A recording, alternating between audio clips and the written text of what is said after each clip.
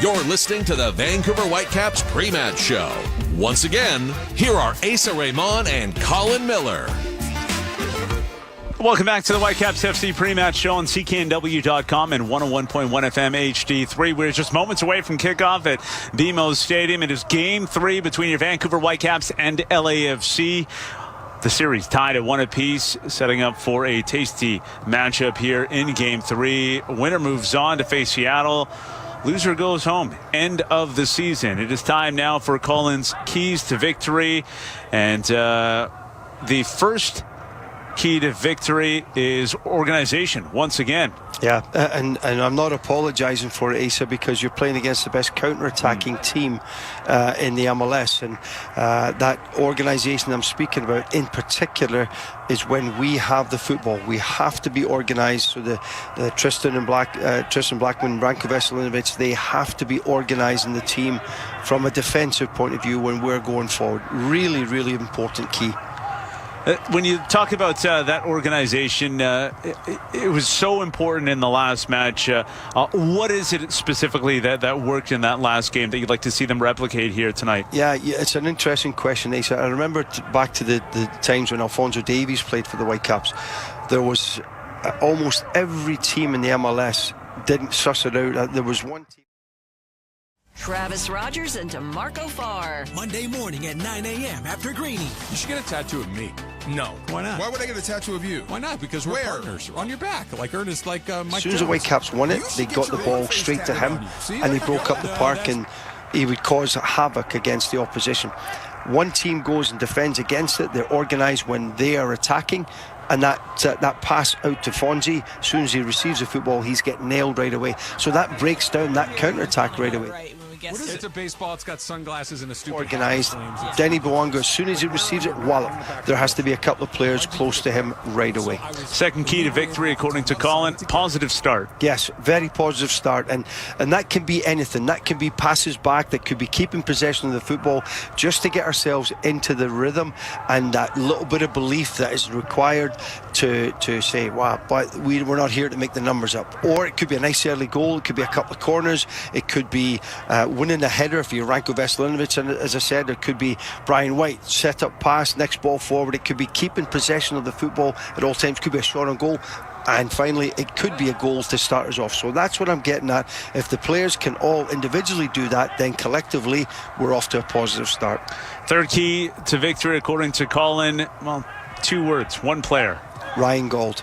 That's it, and it's terrible just to single him out and dumped all that pressure on it, but he's caused it himself, hasn't he? Because he's been so good.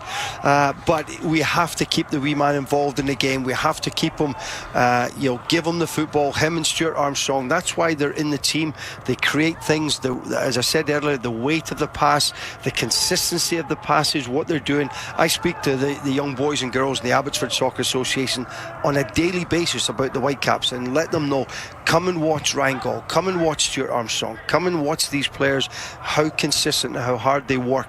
And tonight we're going to need Gauldy to be at his best. Yeah, so last match I made the sort of half prediction that Whitecaps would score or win by multiple goals. That ended up coming true. I don't like just sticking to a scoreline prediction. So my prediction ahead into this one is essentially a massive coming out party for Stuart Armstrong. Yeah. I know we've seen him kind of take over games in the last little while, or have an impact, I should say, but in this one, I am anticipating him to essentially take it over and be the special player that has an impact, gets on the score sheet, and is the difference maker in this game. All right, that sums it up for the pre-match show here on CKNW.com. We'll take one last break. When we come back, it'll be kickoff from BMO Stadium. Your Vancouver Whitecaps facing off against LAFC in Game 3. Don't go anywhere.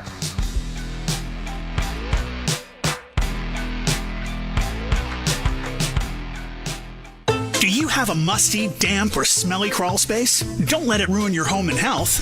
The team of experts at Basement Systems Vancouver are here to help solve moisture problems, mold, and unpleasant odors with advanced solutions that can protect your home and improve air quality. Breathe easy with a crawl space that's fresh and dry, because a healthy home starts below. Oh, and they're hiring too. Call Basement Systems Vancouver today at 604-581-1115 or visit bsv.ca. When it comes to gang crime, getting illegal guns off our streets has to be a priority for all of us. I'm Linda Annis, Executive Director of Metro Vancouver Crime Stoppers. Since we launched the Guns and Gangs program, more than 300 illegal guns have been seized, thanks to anonymous tips to Crime Stoppers. Together, we can make our streets safer by reporting guns and suspicious activity to 1-800-222-TIPS. No one will ever know who you are. Find out more at solvecrime.ca.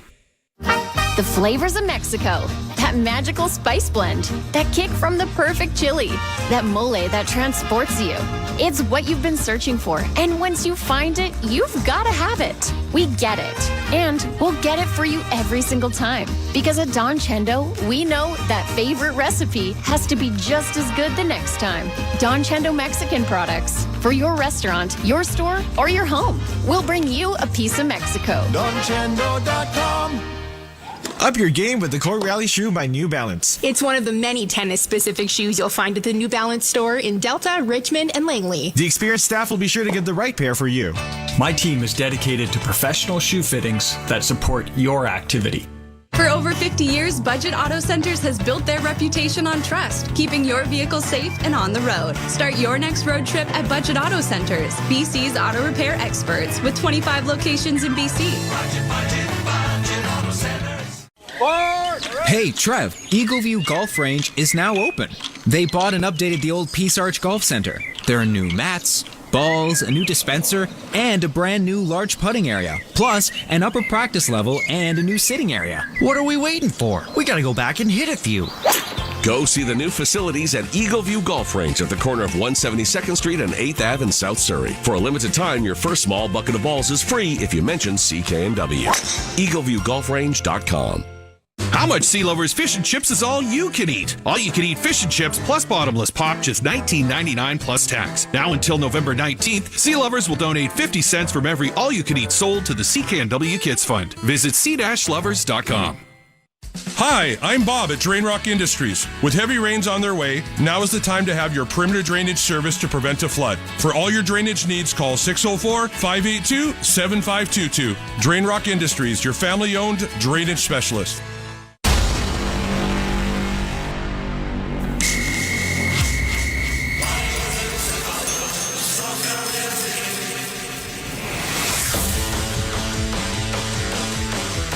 It's time for Vancouver Whitecaps soccer. Now, with the opening kickoff, here are Asa Raymond and Colin Miller.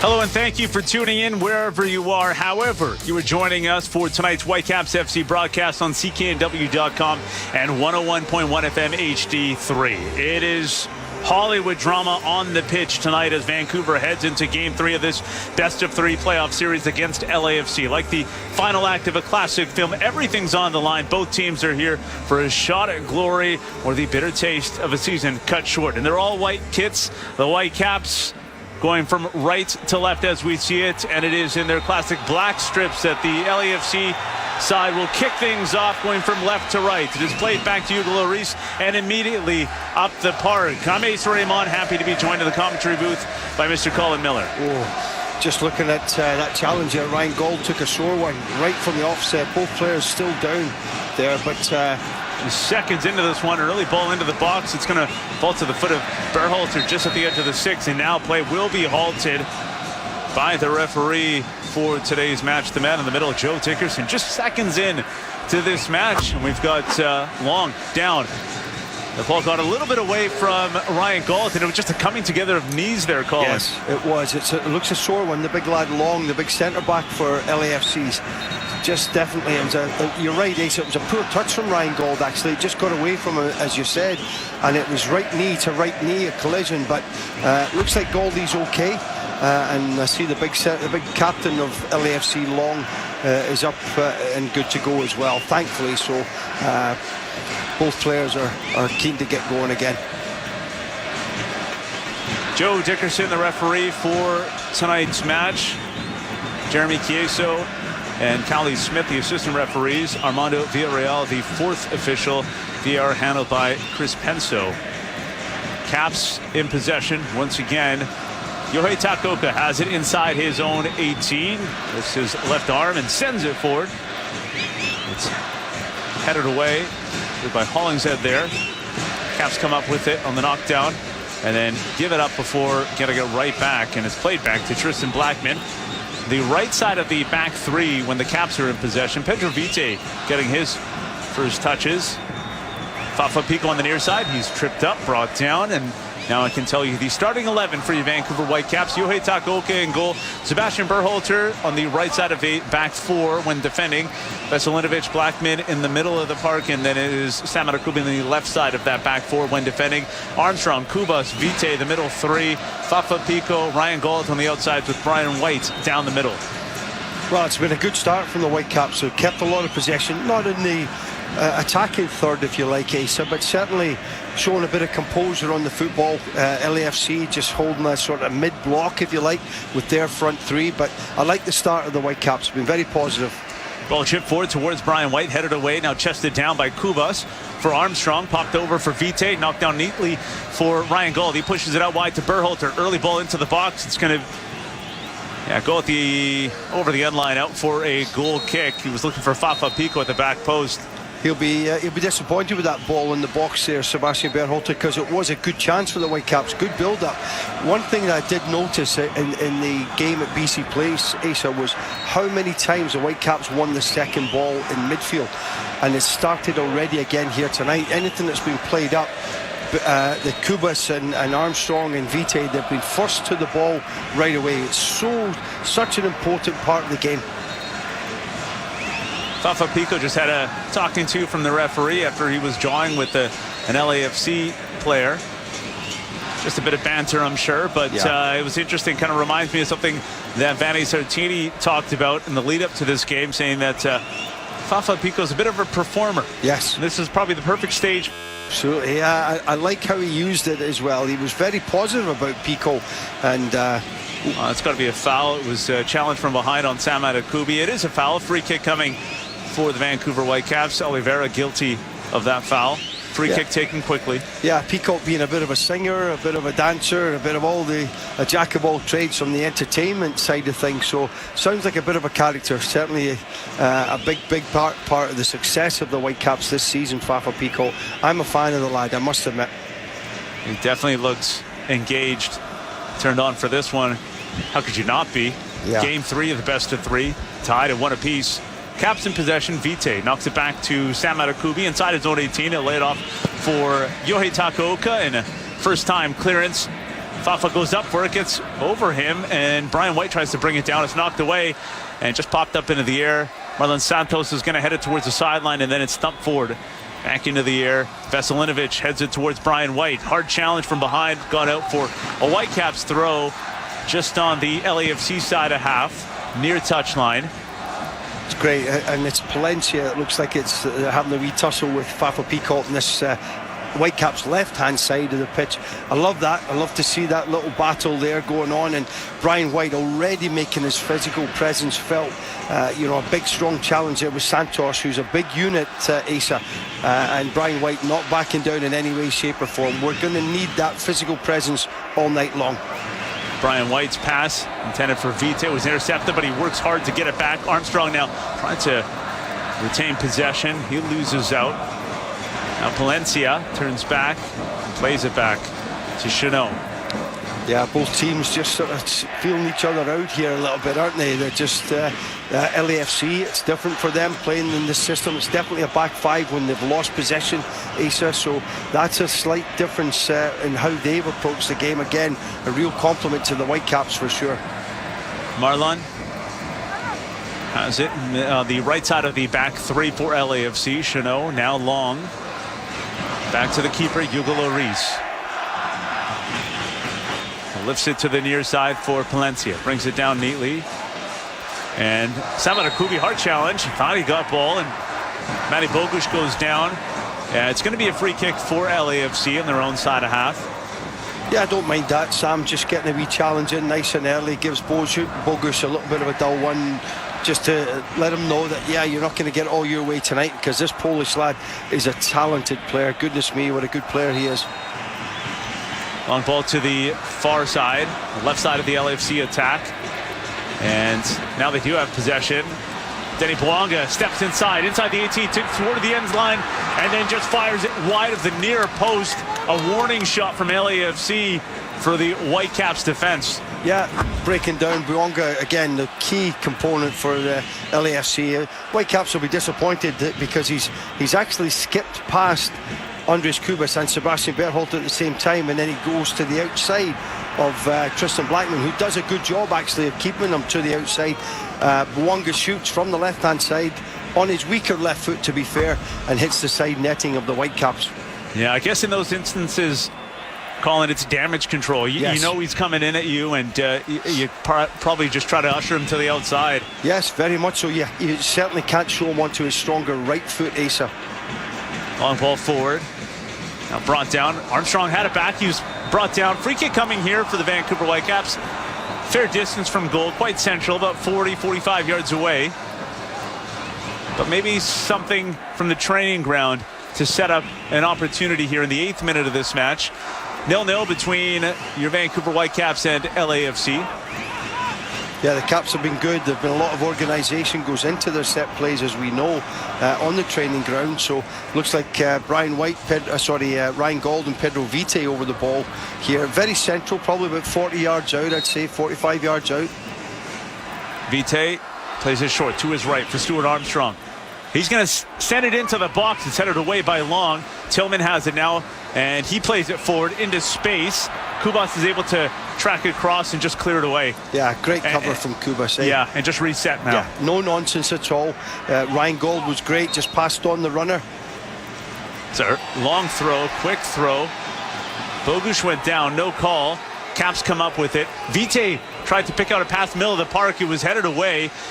Alertly, Sam Adekubi is able to step in front of Bogusz and knock it away from him. Hollingshead has it now on the left side for LAFC. Vite just started a little bit slow here. I'd like to see him get up to speed a little bit quicker. He hasn't played a lot of football lately, Asa, but we need to get him up to speed. Oh, Berhalter loses out to Bogusz, sent it into the box, headed away by Adekubi. And then Brian White tried to knock it down for Berhalter, not on the same page, turns it over. Caps a little bit sloppy through the first 9 minutes here, Colin. Yeah, a little bit edgy, isn't it? A little bit edgy from a defensive point of view. I mean, LAFC haven't been great, Asa, but the Whitecaps just a little bit edgy. I think that's a good way of putting it. Just not assured in their tackles. Certainly in the defensive third, there's a bit of a timing issue. Do I go for the tackle or do I try and delay? And you've got to make your mind up pretty quick against this side. You've got to make your mind up right away. I'm going to tackle, I'm going to win the football. Hugo Lloris, goalkeeper for LAFC, has it right at his own penalty spot. He's going to play it to his left. And so the Whitecaps defending in the 4-3-2-1 setup. Vite pretty high. Maybe trying to press here. Tillman has it, and right. Vite does get in the way of that pass. Caps come up with it. Brian White, edge of the 18, tees it up for Ryan Gauld over the bar. Great you stuff. could sense it there, Colin. Yeah, you could just see Vite lurking about, trying to create something, and nearly set the Caps up for an opening goal here. It starts with a very risky pass from number 5 Marlon, the big centre back that I spoke about earlier. Plays a ball centrally straight into midfield from his defensive area, and the Whitecaps right around him swarm the ball, played into the middle of the park there, and the Whitecaps could have done better there, to be fair. It wasn't it was a good wee chance for Ryan Gauld. Unfortunately for Gauld, he balloons it over the bar. Best chance of the match so far. In transition, here's LAFC coming down this on the far side. It's headed away by Berhalter. Actually, to be fair, LAFC had a good chance as well as Danny Bouanga firing it wide of the near post. And so that was the Whitecaps' best chance. The shot from the edge of the 18, a one-timer from Ryan Gauld, teed up by Brian White. LAFC have it now. Bogusz, Palencia, pop forward for Tillman, who's just outside the 18. Blackman defending him. Tillman still has it, tries to chip Yohei. He sees it go over his bar. Goal kick coming for Vancouver. Yeah, I mean, it was really good play from LAFC. What I didn't really like there was the fact that Tristan Blackman sort of backed off Bogusz at this point. There's just a little bit of indecision. Does he go? Does he not go? And in doing so, as soon as he backs off, it opens the picture up for Tillman and number 11 for LAFC. And Tillman almost has a free hit. He should have done better. May have just clipped the top of the crossbar, I'm not so sure, but it was a good opportunity for LAFC. Something the Whitecaps will have to be aware of as well is kind of Tillman making a run from a deeper position, finding a bit of space. Caps have it now. Blackman, right side of the back three when they're in possession, lifts it forward towards Ryan Gall. It gets over his head, and it's nodded away. Kept in on that far touchline. Played back to Long. O'Brien. Long again for LAFC. Chanot. Sorry, so the Whitecaps, there seems to be a few more gaps in between the lines here tonight, so the Caps going to have to tighten things up a little bit. LAFC just mastering the football here at the moment. They're getting a lot of space to play passes in between the lines. Hollingshead on that far left side carries forward. Armstrong comes to close him down. Hollingshead still has it. Now Armstrong pokes it away, but that'll be a corner kick. First corner of the match for LAFC. Yeah, good tracking back by Stuart Armstrong down the Whitecaps' right-hand side. Positive run forward from Hollingshead, the number 24 for LAFC. In swinging corner, Denny Bwanga, has started very, very well. He's out. Looks like a short corner possibly here for LAFC. Yeah, Bwanga the short option. Bogusz standing over the corner kick.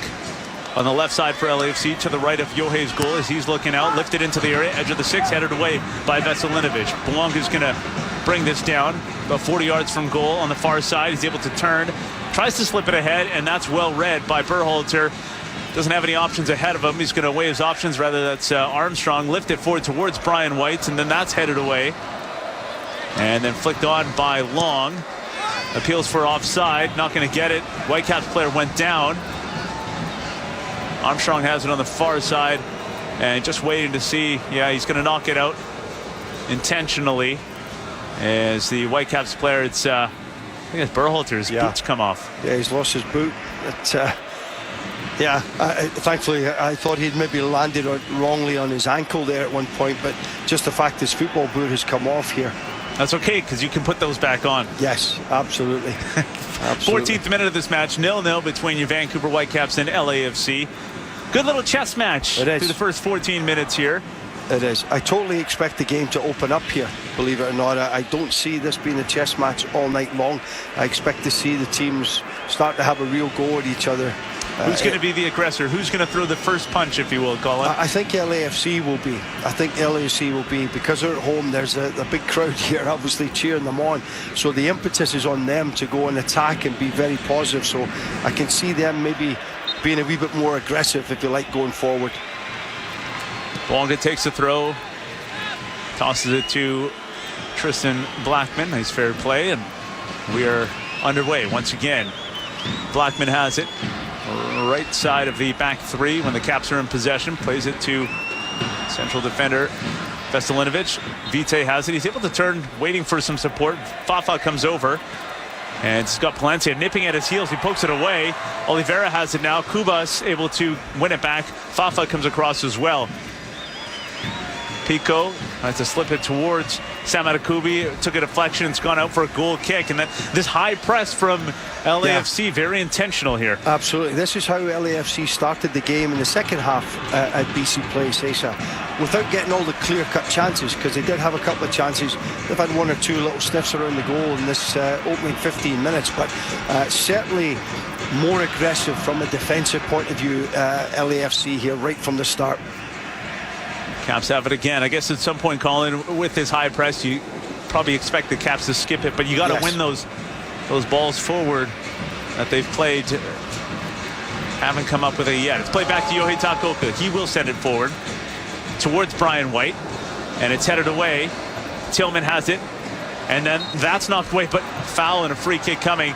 That almost worked to perfection, though, for the Caps. Even though you don't win the first one, you're able to get the knockdown and start the attack that way. Yeah, it's been a big part of how we've played in this series. As I mentioned earlier, we've been first to those second footballs.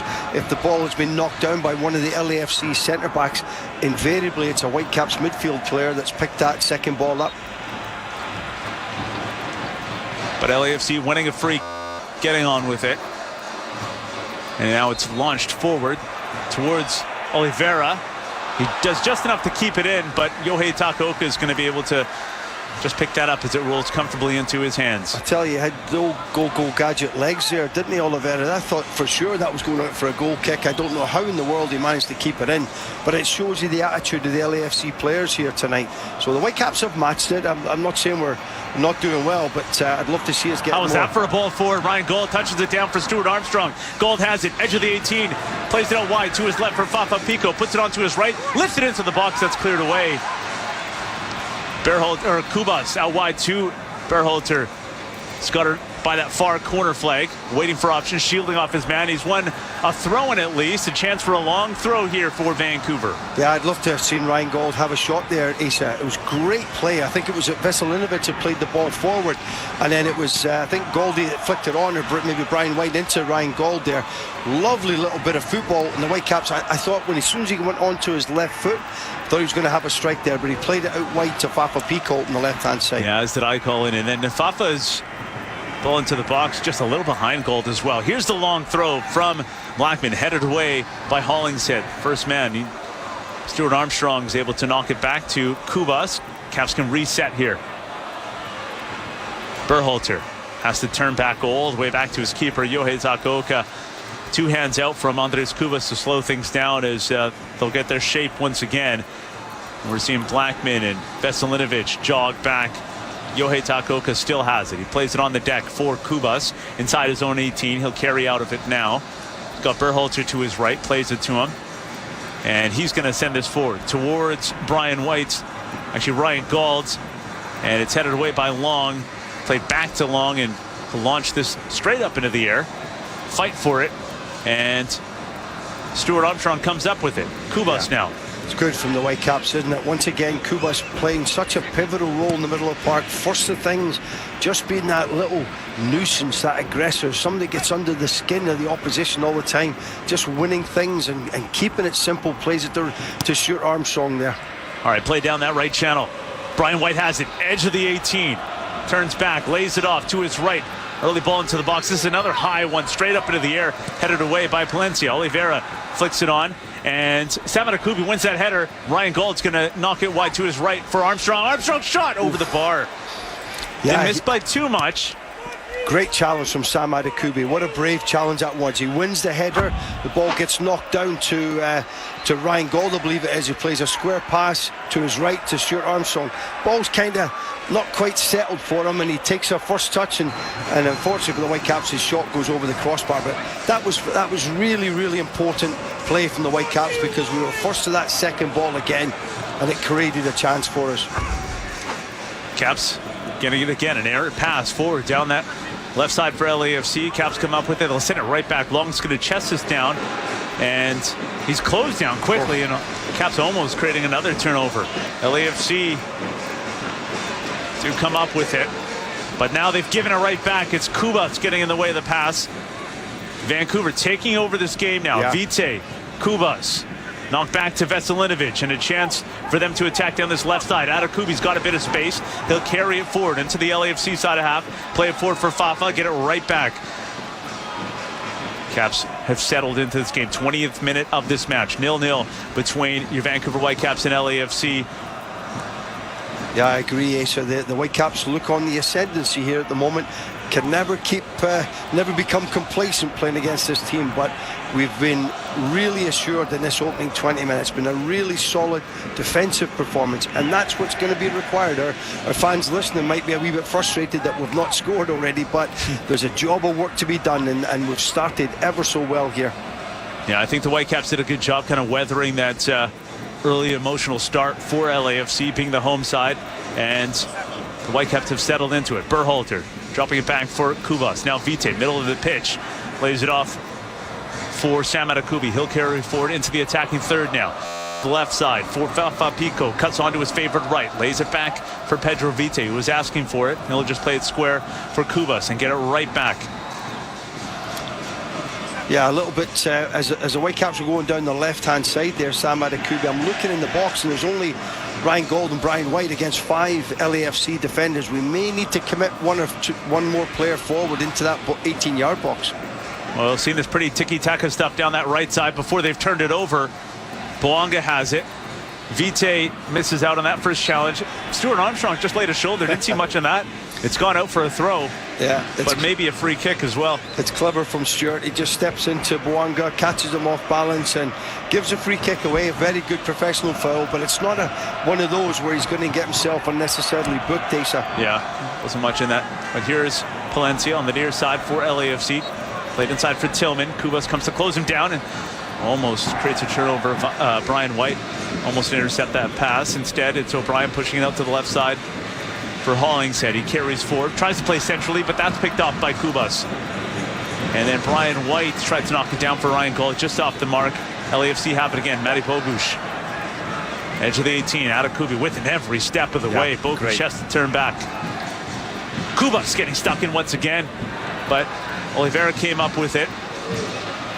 And now it's LAFC in possession of the attacking third. Atakubi, so strong. Great discipline from Sam there. Oh, and that's a hard challenge. Got to be a free kick. It is. Fafa Pico hit hard by Palencia from behind. For me, that's a booking. I agree. I don't think he has any intention of playing the football at all. He's late, he's clumsy. It could be an ankle breaker, that one, if he catches Fafa Pico right there. And I think he's a very, very lucky guy not to get booked. Agree with you.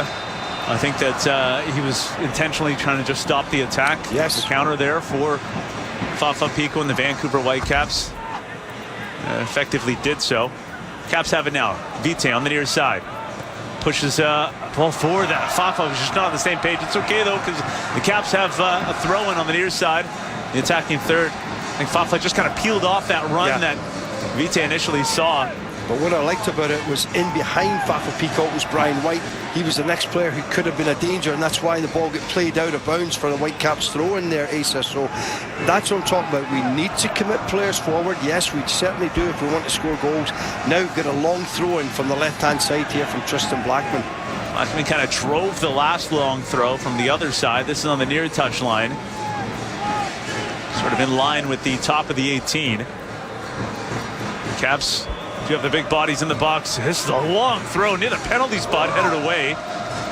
And Sam Atakubi's track back. He's bumped from behind. That's going to be a foul and a free kick. But just as he was just shielding off Oliveira, takes a knock, and it's going to be a free kick here for the Vancouver Whitecaps. Yeah, the only thing I'd be concerned about there is the Whitecaps allowed the ball to bounce. And as soon as you allow that ball to bounce, Sam Atakubi's kind of caught underneath the football, and he's playing against LAFC players who are running, and they're going to get a stronger challenge than Sam did. And thankfully for the Whitecaps, we get a free kick. 0-0 between your Vancouver Whitecaps and LAFC. You listen to this Whitecaps FC broadcast on cknw.com and 101.1 FM HD3. Free kick sent in and headed away straight up into the air just outside the 18. Matty Bogusz tried to bring it down, just whiffed on it completely. And now the Caps have it on the far side. Ryan Gault, Blackman just kind of stabbed at it, couldn't bring it down cleanly. Caps are kind of fighting the ball there. Yeah. And have given it back to LAFC. Hollingshead. Yeah, it just needs a wee bit more composure. Easy to say as we're sitting here, Asa, not down in LA, but definitely just need to put our foot on it a wee bit better if we can. But the Whitecaps right in this game. Very enjoyable game.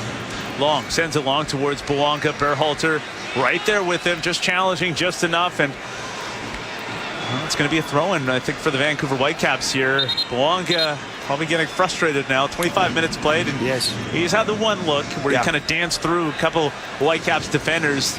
That's about it from him. What I like about how Berhalter's playing against him, he's being very aggressive against him.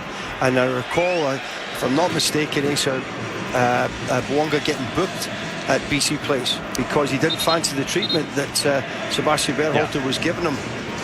Yeah, he was visibly frustrated in that game. We'll see how this one plays out. Sam Atakubi knocks that one away from Bogusz. Throw-in coming for LAFC on the near side. Just going back to Berhalter, I had a good chat with him yesterday at training. and talk to him about the assignment in particular, how he embraced it, what he did in preparation for that last game, game 2, and meeting Danny Bouanga in particular. And he talked about basically just closing him down, taking away that space before he gets going. Here's a chance for the Caps to get going. Brian White, edge of the 18, left-footed strike, save! Turned away the rebound before Vite could get there. Well, that started from a terrible ball out from Hugo Lloris, the goalkeeper for LAFC. He was a villain to start with. Well, here's a chance for LAFC. Edge of the 18, looking for options inside. Lifted into the area, comes out the other side. Wow, end-to-end here at BMO Stadium. I thought it would open up, Asa. It certainly has. Adakubi has it now on the near side, a bit of space. Vite next to him. Sam's going to continue to carry forward until the LAFC half. Fafa now on the near side. Plays it off for Pedro Vite. Yeah, Brian White with the strike from the edge of the 18. Left-footed effort. Turned aside by Hugo Lloris, but a big juicy rebound, and fortunately LAFC defender was there to sweep it away before Pedro Vite could get a foot to it. Big, you're right, Asa. Big Hugo Lloris started it with a terrible ball out from the goalkeeper into midfield, and the Whitecaps pick it up. Brian White takes a terrific shot. It's a good save by Hugo Lloris, the LAFC keeper, to keep it out, and it's just a shame that Fafa was just about a yard behind at that point. And then on the LAFC chance, it was a ball played down the near side, and Ranko Veselinovic had the angle, had the ball seemingly, and just kind of lost out and stumbled. Here's the ball in behind. Fafa Pico is going to fight for it, but I believe someone was offside, Fafa or Brian White. It's going to be a free kick for LAFC. Again, it just shows you the pace that we have up front against this LAFC side. They're not comfortable at all. And it was, I looked at it, was Stuart Armstrong into Ryan Gold and into Brian White for a great left-footed strike and a good save from the big French keeper for LAFC. LAFC have it again. Marlon Santos to Chano. Vancouver Whitecaps enjoying an edge in possession here, and they're going to be able to possess it once again as it's just played out to touch. Throw and taken quickly by Fafa Pico on the near side. Vite has it, not allowed to go back, so he'll carry forward. He's got Fafa to his left, plays it to him. Fafa has it, takes it towards the end line, and he's just ushered out. Good bit of defending there, actually, by Palencia. Yeah, they're having a really good this tussle, is a good matchup. Excellent, because Fafa's up for this as well. Palencia is definitely up for it. It's great. It's great to see who's going to come out on top with this one. You're I know exactly from my old fullback days before the dinosaurs, Asa, but that 1v1 battle, I loved it, and it looks like these two players are embracing this. They're having a go at each other. Love to see it. Yeah, one to watch on the near side. Fafa Pico and Palencia. Oh, here's a chance for LAFC. Danny Bouanga, edge of the 18. Little step over and a strong challenge. A perfect challenge by Andres Cubas to just pick the pocket of Bouanga inside the 18. Vite has it now. Played square for Andres Cubas. Back to Vite. That must have been one of the best time tacklers of all season. It was something to see. Was it ever? Great challenge from Cubas, because if he gets that wrong, it's a penalty.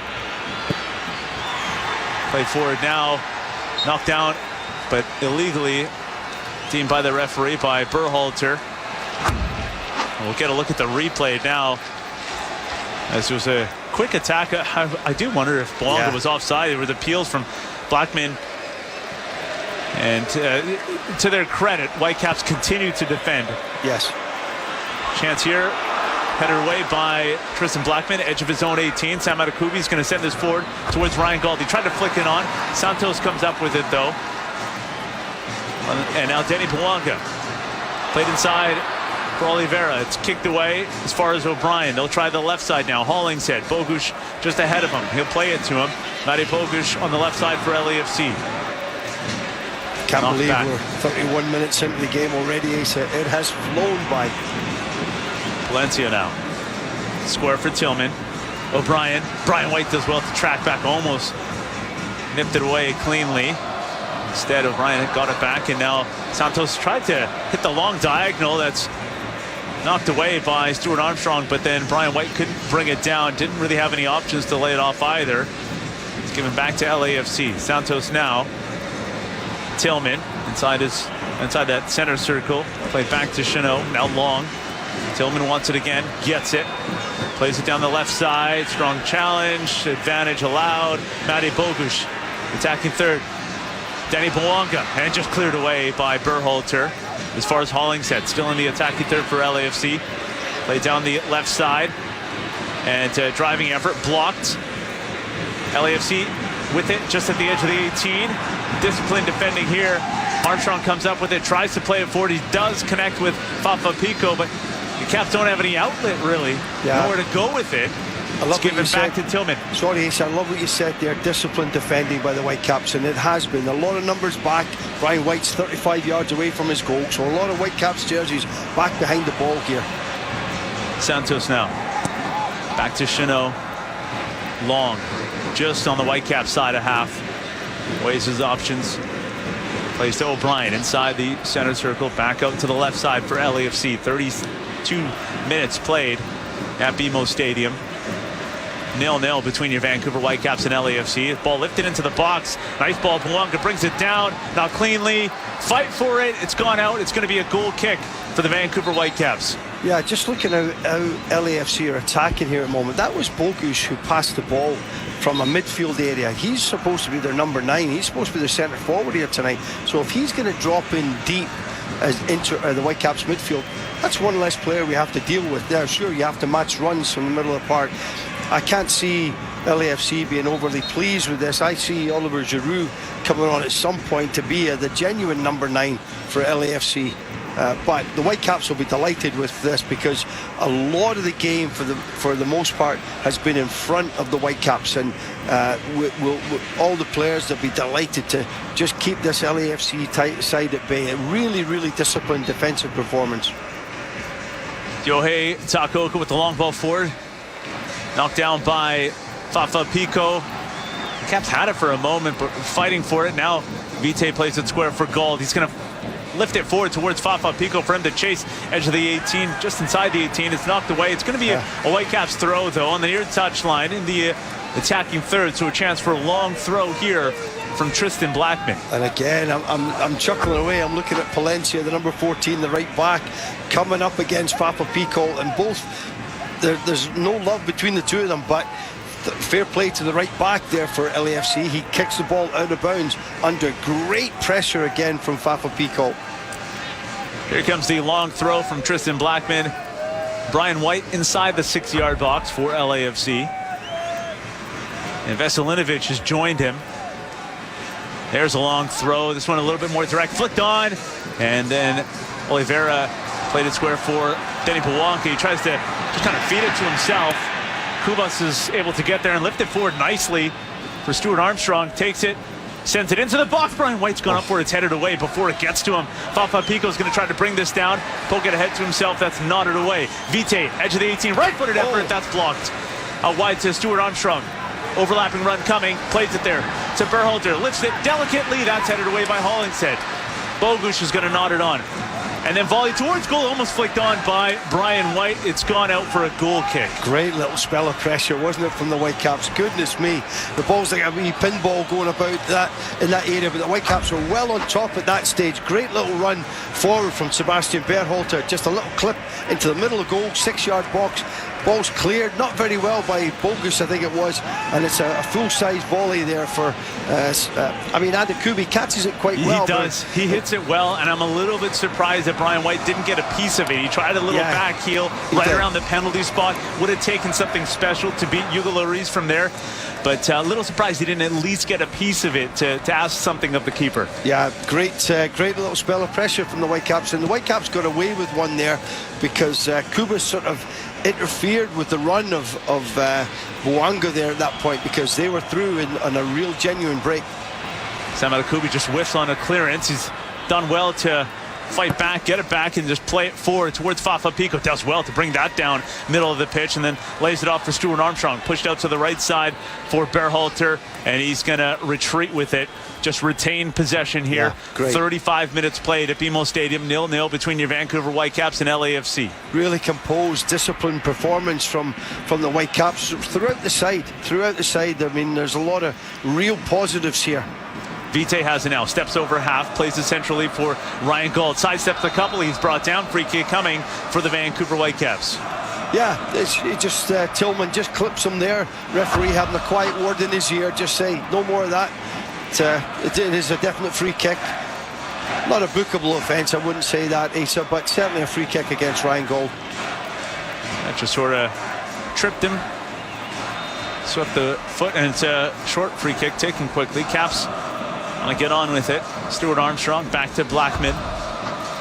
Now Vite inside that center circle, plays it to his left for Sam Adekubi. Ranko Veselinovic, Tristan Blackman. We can actually hear Vanni Sartini screaming from the sideline there for sure.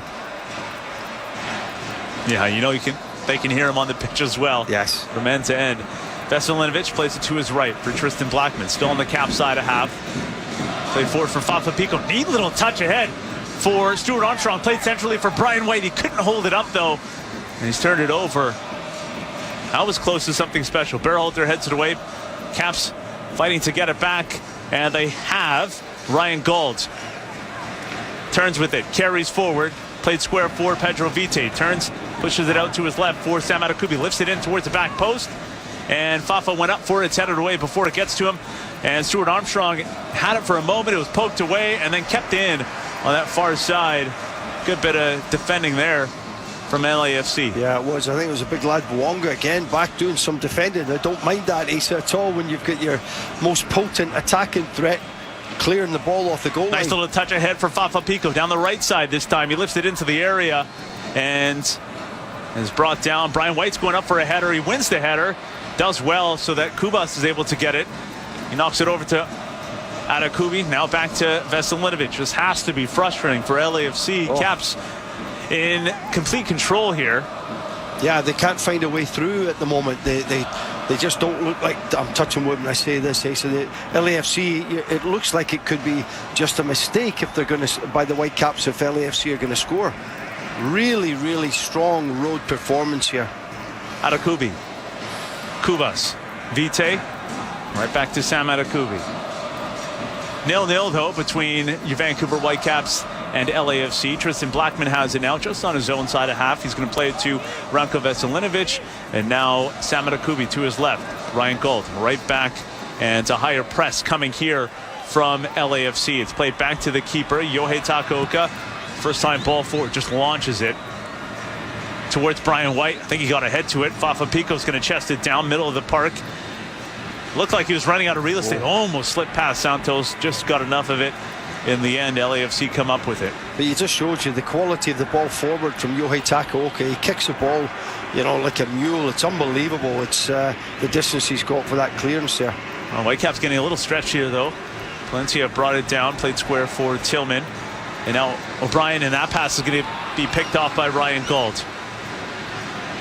He'll lay it off and continue to jog forward. Caps just slow things down once again. Sam Adekubi. Veselinovic. Blackman. 40th minute of this match. Kubas. Oh, he whiffs on that first time effort, and that's turned over. O'Brien has it now. Carries forward. It's got an option to his left. Plays it out to Hollingshead. Edge of the 18. Takes it towards the end line. Lifts it into the area. It's going to fall forward. Palencia. Left-footed strike. Right-footed strike. A deflection, and then that's just cleared away. You mentioned, Colin, it would take a mistake, an error.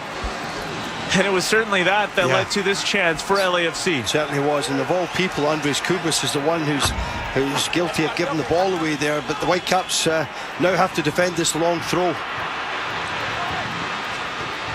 They did just enough, though. The Whitecaps, it was a throw taken short, and they'll built out of the back. LAFC to Palencia, who just had that chance. He controls it, pushes it forward to his right for Tillman. It's going to send one into the box. It's cut out by Kubas. Vite Sam Adekubi. Cubas, Fafa Pico shielding off Marlon Santos. Now Vite is going to lift it centrally for Stuart Armstrong. And the Whitecaps have really well played their way out of the back beautifully here. Berhalter has it on the right side for the Vancouver Whitecaps. Under really good pressure as well from LAFC. The Whitecaps absolutely terrific playing out of the back there. A lot of composure. What I'd love to see, and I say it all the time at the Abbotsford Soccer Association, we need to have players further ahead of the football. And there, in that instance there was always someone in a white jersey ahead of the ball. Caps have it again in possession on the LAFC side of half. Blackman to Veselinovic. Directing traffic. He's going to flip it ahead for Fafa Pico. Palencia right on his heels. Fafa fighting to hold him off. Does so. Oh, and he's brought down, chopped down. Free kick. Fafa's wondering if it might be more. There has been a few challenges from Palencia. Yeah, there has. I think he's quite lucky. I think he should have been booked earlier on in the game, Asa. That's definitely a free kick. Soft enough not to be a booking, but at least I would think it would be a final warning for him. That's just it. 4th minute of this match. 0-0 between the Vancouver Whitecaps and LAFC. Veselinovic has it now. Sam Adekubi. Ranko again. Blackman on the right side of this back three. He's going to send this one forward towards Ryan Gold. He's found a pocket of space.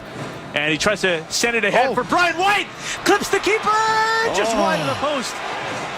Oh, that's a chance he's been dreaming of. That was the chance for Brian White. 1v1 with the keeper. Lifts it over him. Seemingly did everything right. A great ball. Might have been just offside. Yes, it might have been, Asa, but just shows you that one ball from Ryan Gold just in behind, who was it, Chanel. And Brian White just clips the ball with his right foot past Hugo Lloris, the on-rushing goalkeeper for LAFC, and he just narrowly goes past the left-hand post as Big White is looking at it. But I think I agree with you, Asa. He looked maybe half a step offside. But that's the pass, that's the play, and it goes back to the ball before it, with Ryan Gold finding that space in the middle of the park, and I think it was Veselinovic, or no, Blackman rather, picking him out. Yeah. He's able to turn and immediately put LAFC under pressure. 43 minutes played, 0-0. Vancouver Whitecaps and LAFC. Both sides have had some interesting chances in this first half. Yes, they have. You can feel the tension in the stadium, can't you? There's no doubt about it. That's an early ball forward, headed away before it gets to Brian White. Tillman's going to nod it on for long, and now Vite has it, middle of the park. He's going to swing it out to Fafa Pico on the near side. Sam Adekubi coming for the overlapping run. He's going to play it to him. Left-footed ball into the box. It's blocked. Ryan Gold flicks it on. Stuart Armstrong tried to just shield it off, and he loses out. Caps have to defend a potential counter, and they've done so. Wow. Vite coming up with it. Sam Adekubi through the legs. Now Gold has it. Attacking third. Played ahead for Fafa Pico. He's brought down. And I like this. No advantage played, because this is a free kick for the Vancouver Whitecaps in a very dangerous area. Yeah, I said at the start, the big number 5, Santos, Marlon there. No question about it, the weak link in this LAFC back three. Clumsy challenge, no need to go in and try and win the football there. And a definite free kick in a very, very dangerous area here for the Whitecaps. And I love the options that the Whitecaps have on the pitch right now to take this. Stuart Armstrong is the one that comes to mind. Yes. Who do you like to hit this one? Right now it's Ryan Gold, Berhalter standing over it. Which is a really, really dangerous. Slightly left if you're looking at the goal. Slightly left of the edge of the D here for the Whitecaps. But between Ryan Gold and Sebastian Berhalter looking over it. Remember, Ryan Gold hit the crossbar from the same sort of distance and position, actually, Asa, in game one. You're right. He's one of them standing over it. Sam Adekubi has now joined the party as well. But it looks like this is going to be Goldie or Berhalter.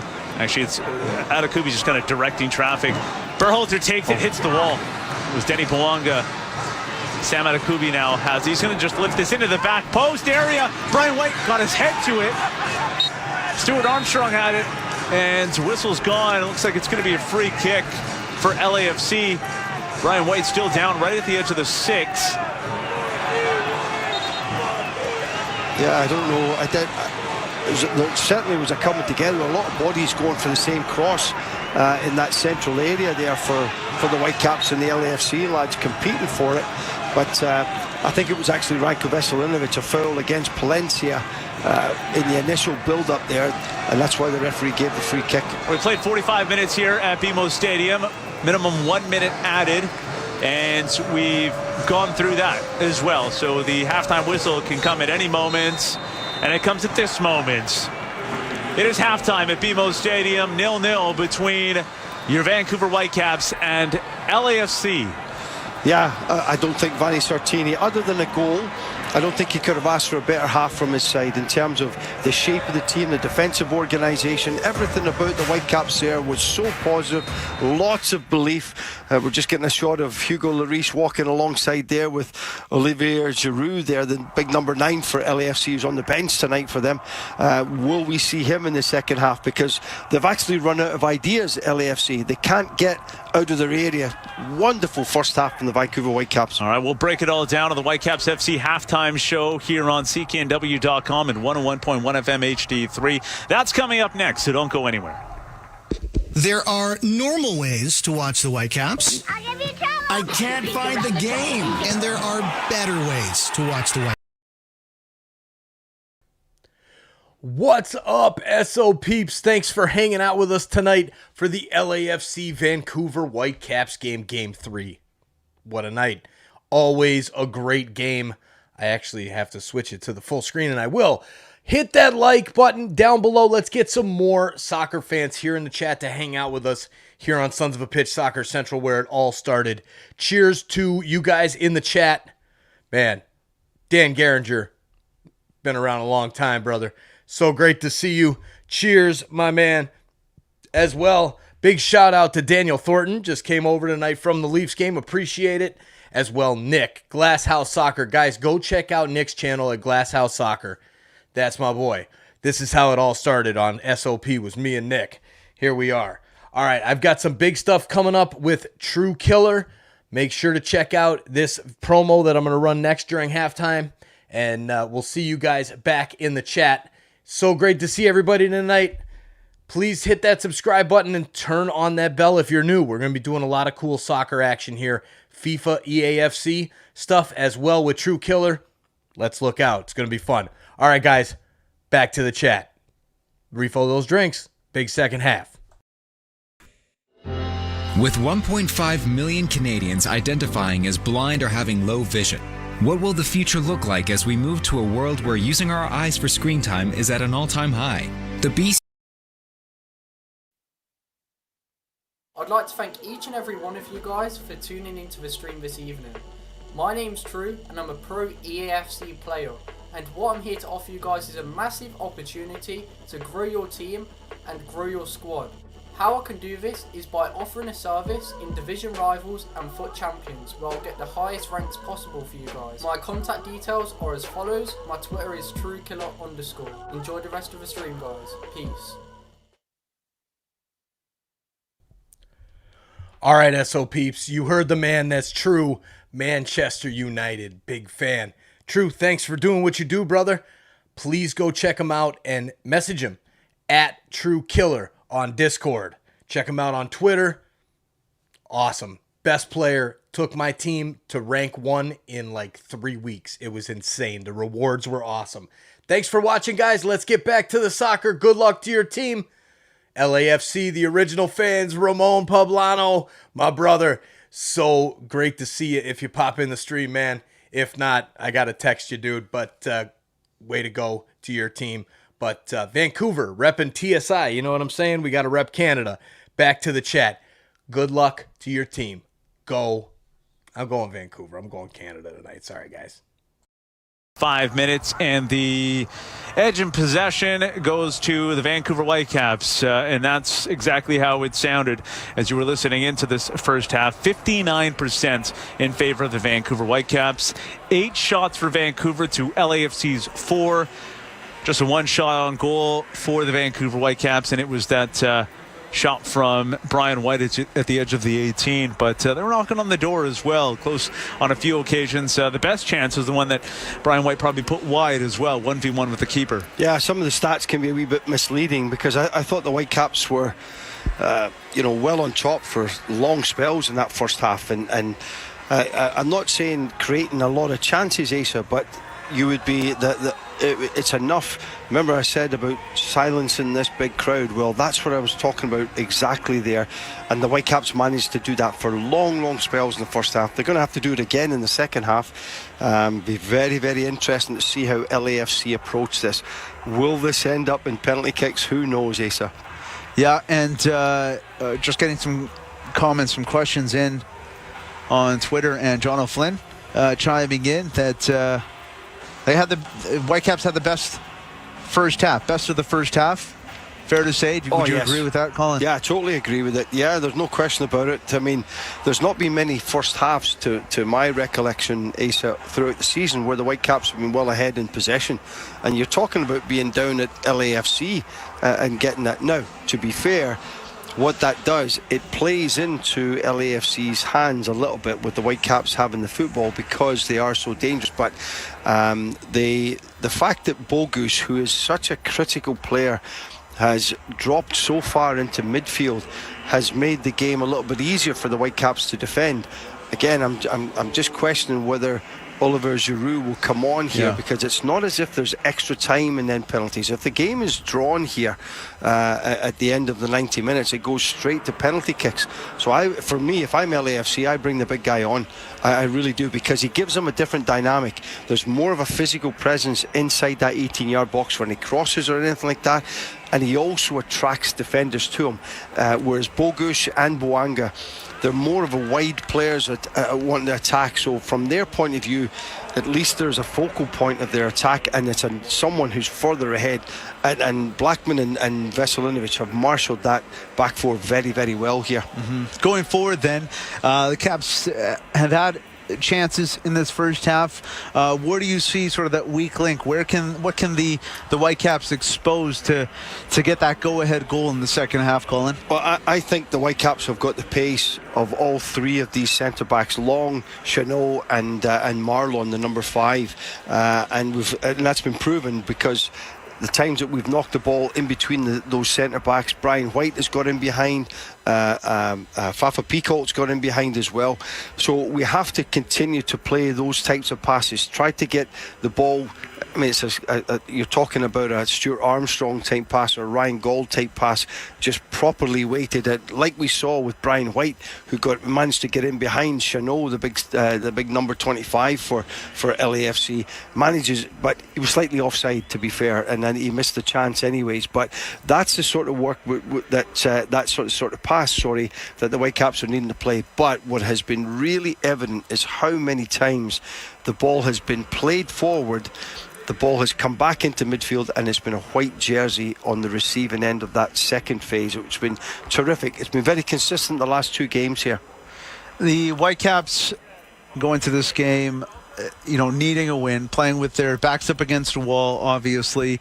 Both sides desperate, but that's not the sense that I got in this game. It feels like it was a real feeling out through the first 45 minutes.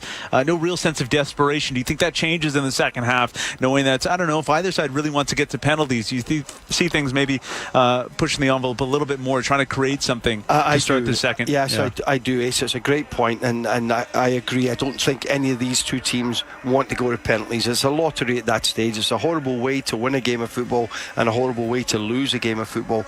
But these two teams, I expect them to go hammer and tong against each other here now in the second half. I expect it to open up, and I think if it opens up, believe it or not, I think it could suit the Whitecaps. The changes or the options here for the Vancouver Whitecaps, we mentioned in the pregame show Ali Ahmed, an option there. Is there anyone in particular, or how long would you wait, I guess, to make any changes if you're Vanni Sartini?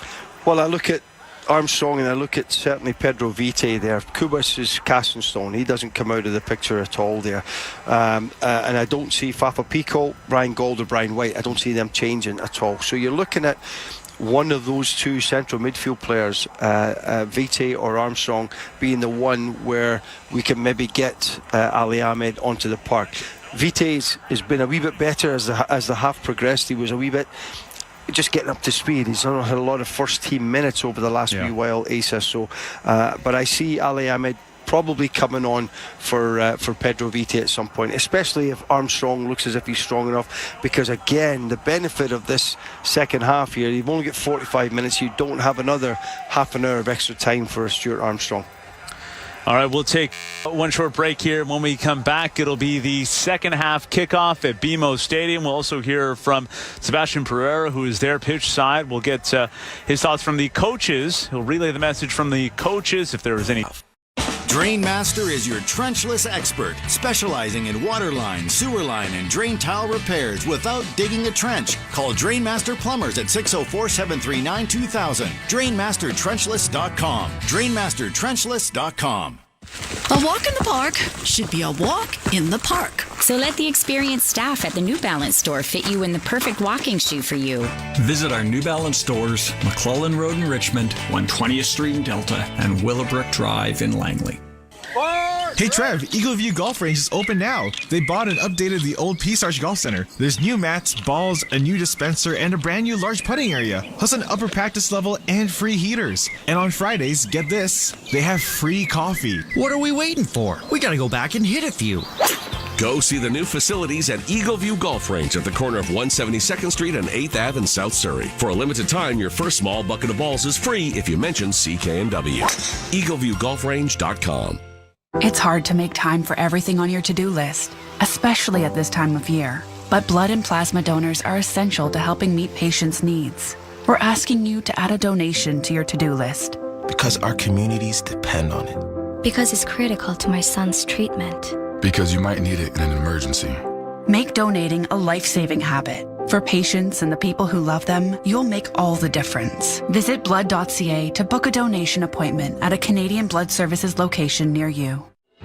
Are you someone or know of someone who is affected by vision loss? The BC Yukon Division of the Canadian Council of the Blind, or CCB, is a group run by the blind for the blind. From technology training to public awareness to, most importantly, peer support, these are just a few services they offer to help their members achieve their full potential. Come see how we can raise their potential more by visiting ccbbcyukon.com.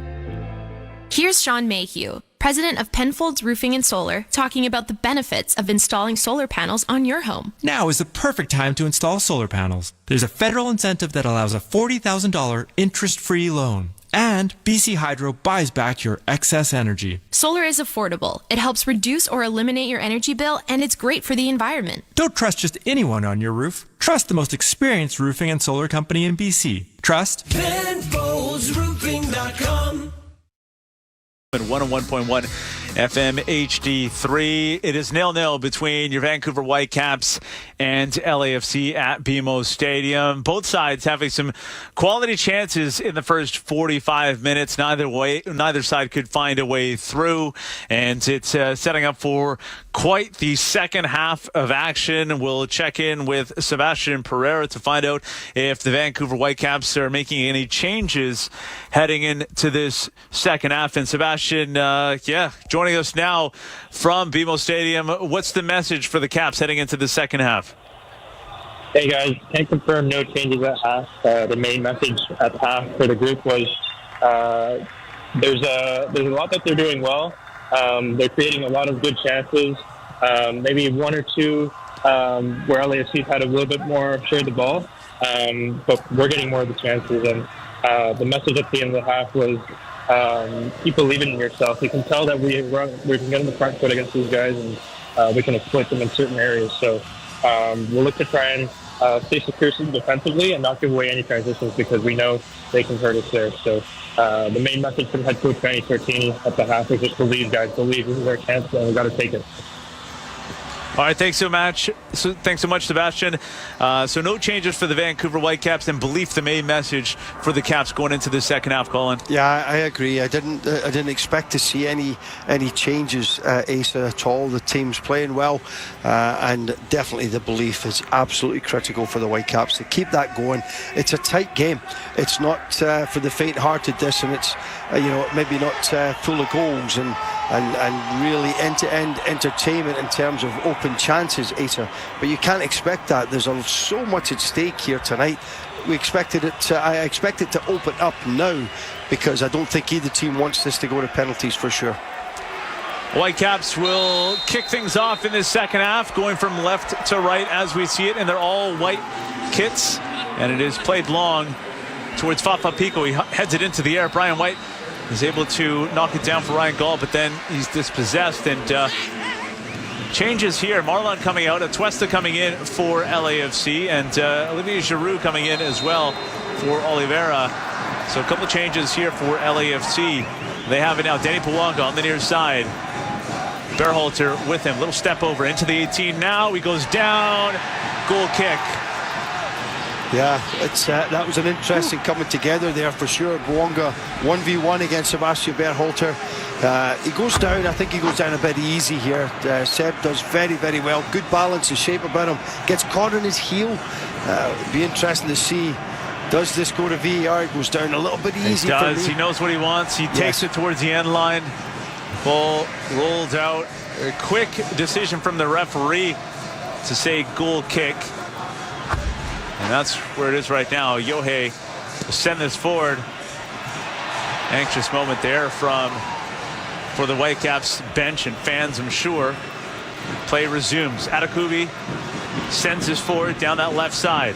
Brian White try to get to it. Ryan Gaul comes up with it. Plays it back out to Brian White. Shot from distance. Blocked. Blackman heads it over to Berhalter. And he's brought down by Denny Pawanga, and he's got to feel a little bit frustrated. He might be wearing his emotions on his sleeve here. That's foul here. That's a definite free kick. There's no question about it. Interesting that the LAFC have made that change with Olivier Giroux coming up front for LAFC. We did say that would be the change. And then the other weakness in the side that I saw was Marlon Santos, the number 5. He's now off with Atuesta coming on. Yeah, it might be a tactical change as well. We'll see how they line up defensively. Right now it's a Whitecaps free kick. Caps have their players set up right at the edge of the 18. And Berhalter sends it in towards back post. Decent ball headed away. Flicked on actually towards Fafa Pico. Lifts it in. Back post area. Veselinovic just heads it to the keeper. Hugo Lloris, comfortable save in the end. Brian White is just tracking back on Hugo Lloris, making sure he doesn't throw it out quickly. It's a shame because it was a great ball into that back post area from Fafa Pico. Armstrong does well to get past. Well, almost got past Hollingshead. Fights to shield it off and actually wins a throw-in on the near side. A chance for a long throw here from Tristan Blackman. You're right, that ball back into the box on the second phase, if you will, after that initial free kick. It was a clean header for Ranko Veselinovic, but hard to get much on it too. There wasn't a lot of pace on the cross, and he found himself in a lot of space, didn't he, for this level of football, when unfortunately the big fella doesn't make good contact on it. Well, it's played short and then back out wide to Tristan Blackman. He's going to send it into the box, and it was kind of knocked down, kind of teed up by Brian White. And now Matty Bogusz comes up with it. He's got it again. Heavy first touch, though. Kubas makes him pay. Just sends it forward into the stands. I actually thought it was a Whitecaps free kick there with that, because there was definitely a push on Pedro Vite that allowed that little break there to happen. But great cover again from Veselinovic. Well, an exciting first 3.5 minutes here at BMO Stadium to kick off this second half. End-to-end stuff, chances at both sides. And kind of what we talked about in the halftime show. They'll be going after it. Pawanga slips it past Berhalter. Armstrong comes across, knocks it out. Throw in here for LAFC. Similar to that game too. Pawanga coming out with a little extra in the second half. Kubas does well to step in front of O'Brien. Berhalter's going to lift this down the line. Ryan Gauld's going to chase it down. Hollingshead knocks it back to long. Knocked down now for Atuesta. He's going to lift it forward, and Blackman's going to head it away. As far as Armstrong, he sends this forward. Fafa's going to chase this down, and it's headed away awkwardly. He's going to stumble and just plays it back to his keeper with Chanot. Hugo Lloris just knocks it out on the far side. Nothing on. Fantastic pressure from the Whitecaps from back to front there, putting the really experienced goalkeeper Hugo Lloris, and if I recall, he did that a couple of times at BC Place, just kicked the ball out of bounds, and that's just due to the pressure the Whitecaps are putting on this LAFC side. Blackman. LAFC look, Asa, look as if they've gone to a 4-3-3, look as if they've gone into a flat back four here now. Well, that's an errant pass, and it's turned over. O'Brien has it now. Gauld's fighting for it. LAFC retaining possession. Nice little turn on the far side. Pushed ahead for O'Brien. Takes it towards the end line, towards the corner flag. Sliding challenge from Veselinovic. Corner kick for LAFC. Yeah, again, that's twice they've had to change their system here, LAFC, because of how well the Whitecaps have started the game and played the game, to be honest with you. So now it looks like more of a 4-3-3 for LAFC. 50 minutes played. 0-0 between your Vancouver Whitecaps and LAFC. Matty Bogusz to take this corner kick to the left of Yohei Takaoka's goal as he's looking out. Sent in towards the edge of the sixth. It's a bike towards goal, and that's just deflected, redirected out by Brian White. So another corner kick coming. Wow. Terrific piece of skill there, absolutely. Yeah. I mean, O'Brien the ball gets cleared inside the 18-yard box, and he does an overhead left-footed scissor kick on target, and the good save, the near post. Ball goes out for a corner kick. Another corner outswinger, edge of the sixth. Oh, it's Denny Bouanga effort, and that's blocked by Kubas, and out for another corner kick. I think that was more self-defense for Kubas there, wasn't it? The speed and the ball was traveling, and the wee man managed to flick it on for another corner kick, an outswinging corner again for LAFC. Sustained pressure by LAFC by way of corner kicks. 3 in succession. This is the third one. Bogusz sends it in, and it's headed directed towards goal. Loose ball, thumped away. What a chance at the back post for LAFC. Totally mistimed the shot. Palencia lifts it back into the area, and Berhalter's gonna just usher that one out for a goal kick. Yeah, good defending. Whitecaps had to weather that little storm there for sure. The ball comes to this back post area, and I can't believe it. Tillman totally misses it altogether, and Whitecaps get a little bit of a break there, to be fair. But nevertheless, some valiant defending by the Caps from having to defend those 3 corner kicks in succession. Goal kick coming here for Yohei Takaoka. 53rd minute of this match. Your time check presented by Johnston Meyer Insurance. Auto, home, business, travel. Protect what matters most with Johnston Meyer Insurance.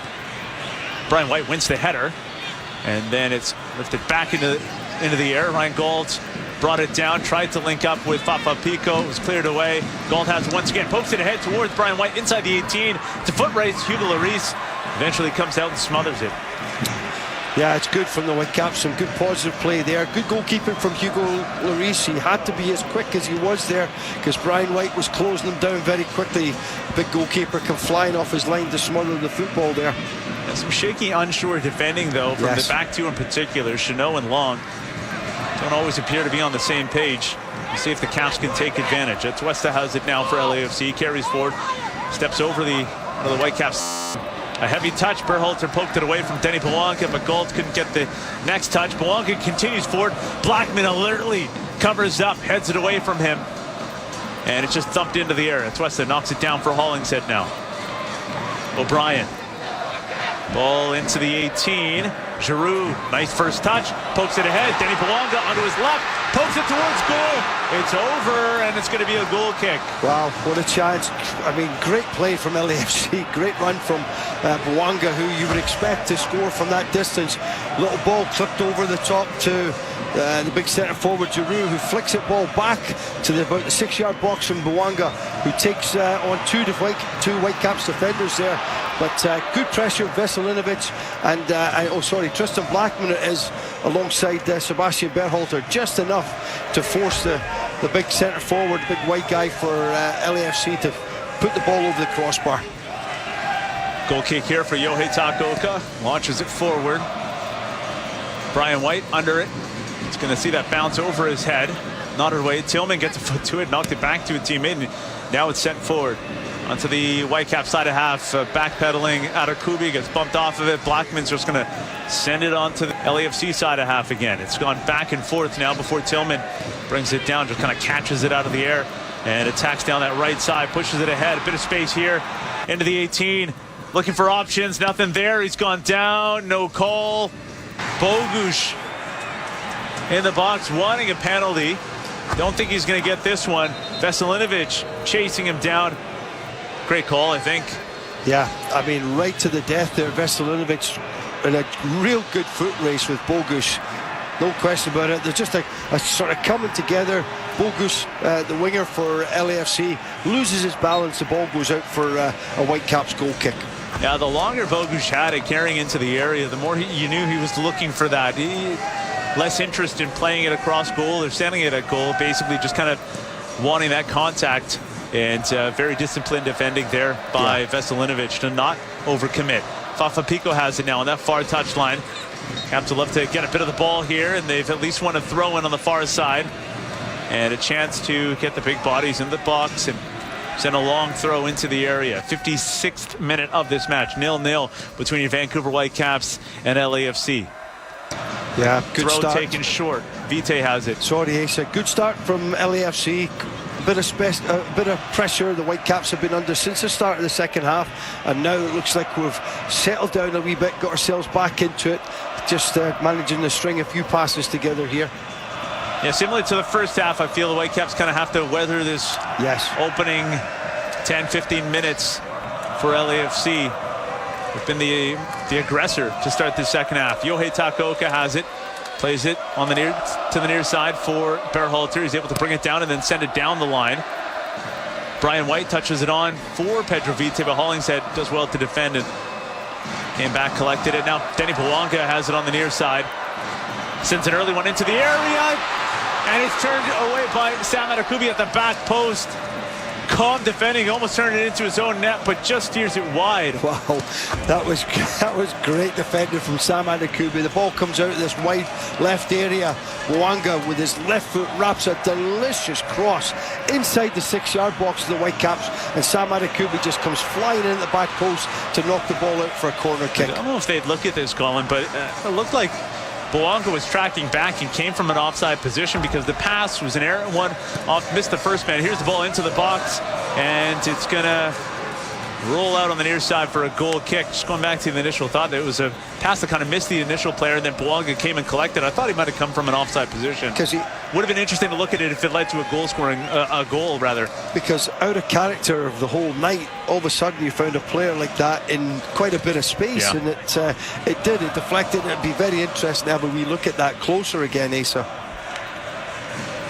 Nonetheless, it's a goal kick here, taken short this time for the Vancouver Whitecaps, and then I thought maybe turned over, but fell to the foot of Fafa Pico. He's able to turn down the outside and commits a foul. Free kick. I think Palencia is winning this battle between Fafa and Palencia. It's been an interesting tussle between those two, but all it takes, we talked about this off air, all it takes is one for Fafa to get him behind and make a difference in this game. This ball lifted forward, knocked away by Veselinovic, headed on by Fafa Pico. Brian White's going to head this to himself, and good defending there once again. I believe that was Palencia again. Yeah, it was. He's actually had a good game, hasn't he? Yeah. Yes, he's done very well, the full back. And now, at least, if nothing else, with LAFC playing with a flat back four, it's there is that little bit more space to try and expose him behind. He doesn't have a covering centre-back in the back three there.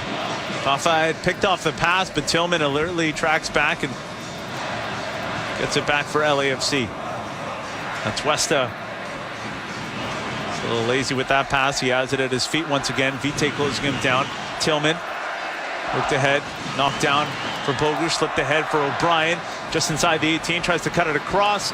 Blackman's going to control it inside his 6 and then lift it towards Vite, who can't keep it in. Throw in here for LAFC. They're going to take this one quickly with Vite still out of position, and now Vite is just going to send this forward towards Brian White. LAFC enjoying the ball in the second half. We've reached the hour mark, and this is usually when Vanni Sartini will look to make a change. LAFC have made 2 changes. They made the 2 changes at halftime. They have the ball right now. It's Tillman on the far side. It's been all LAFC, certainly the opening 15 minutes here, Asa. The Whitecaps are still in the game, no question about it. They just have to keep weathering this wee storm. Blanca on the near side. Berhalter with him.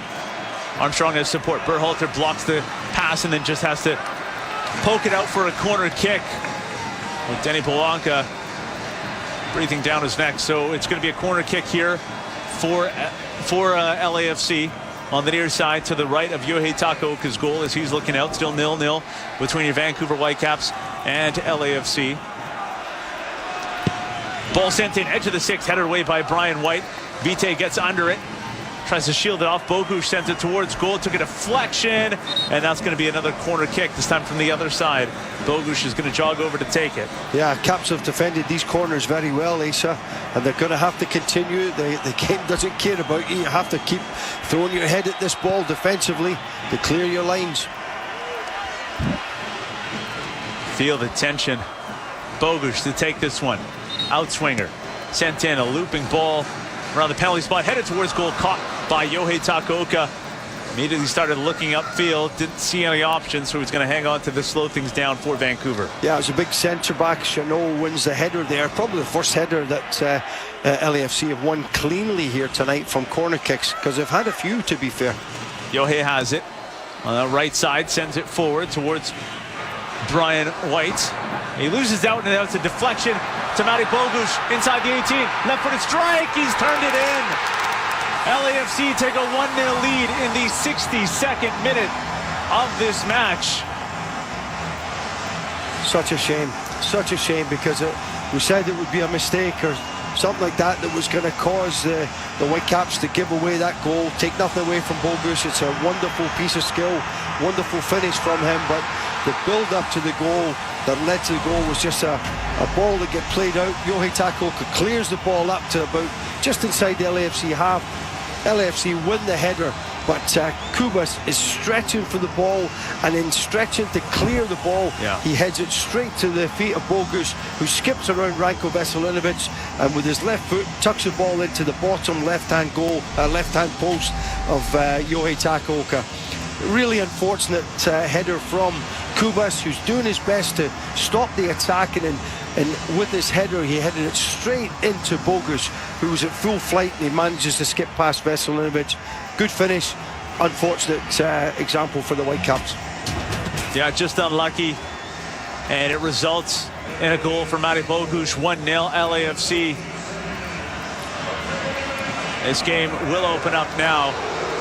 The Caps were looking to make a substitution. I wonder if this changes the substitution plans for the Vancouver Whitecaps now that they're trailing 1-0. We're now in the 63rd minute of this match. Caps in possession. Caps have it on that left side. Fafa Pico.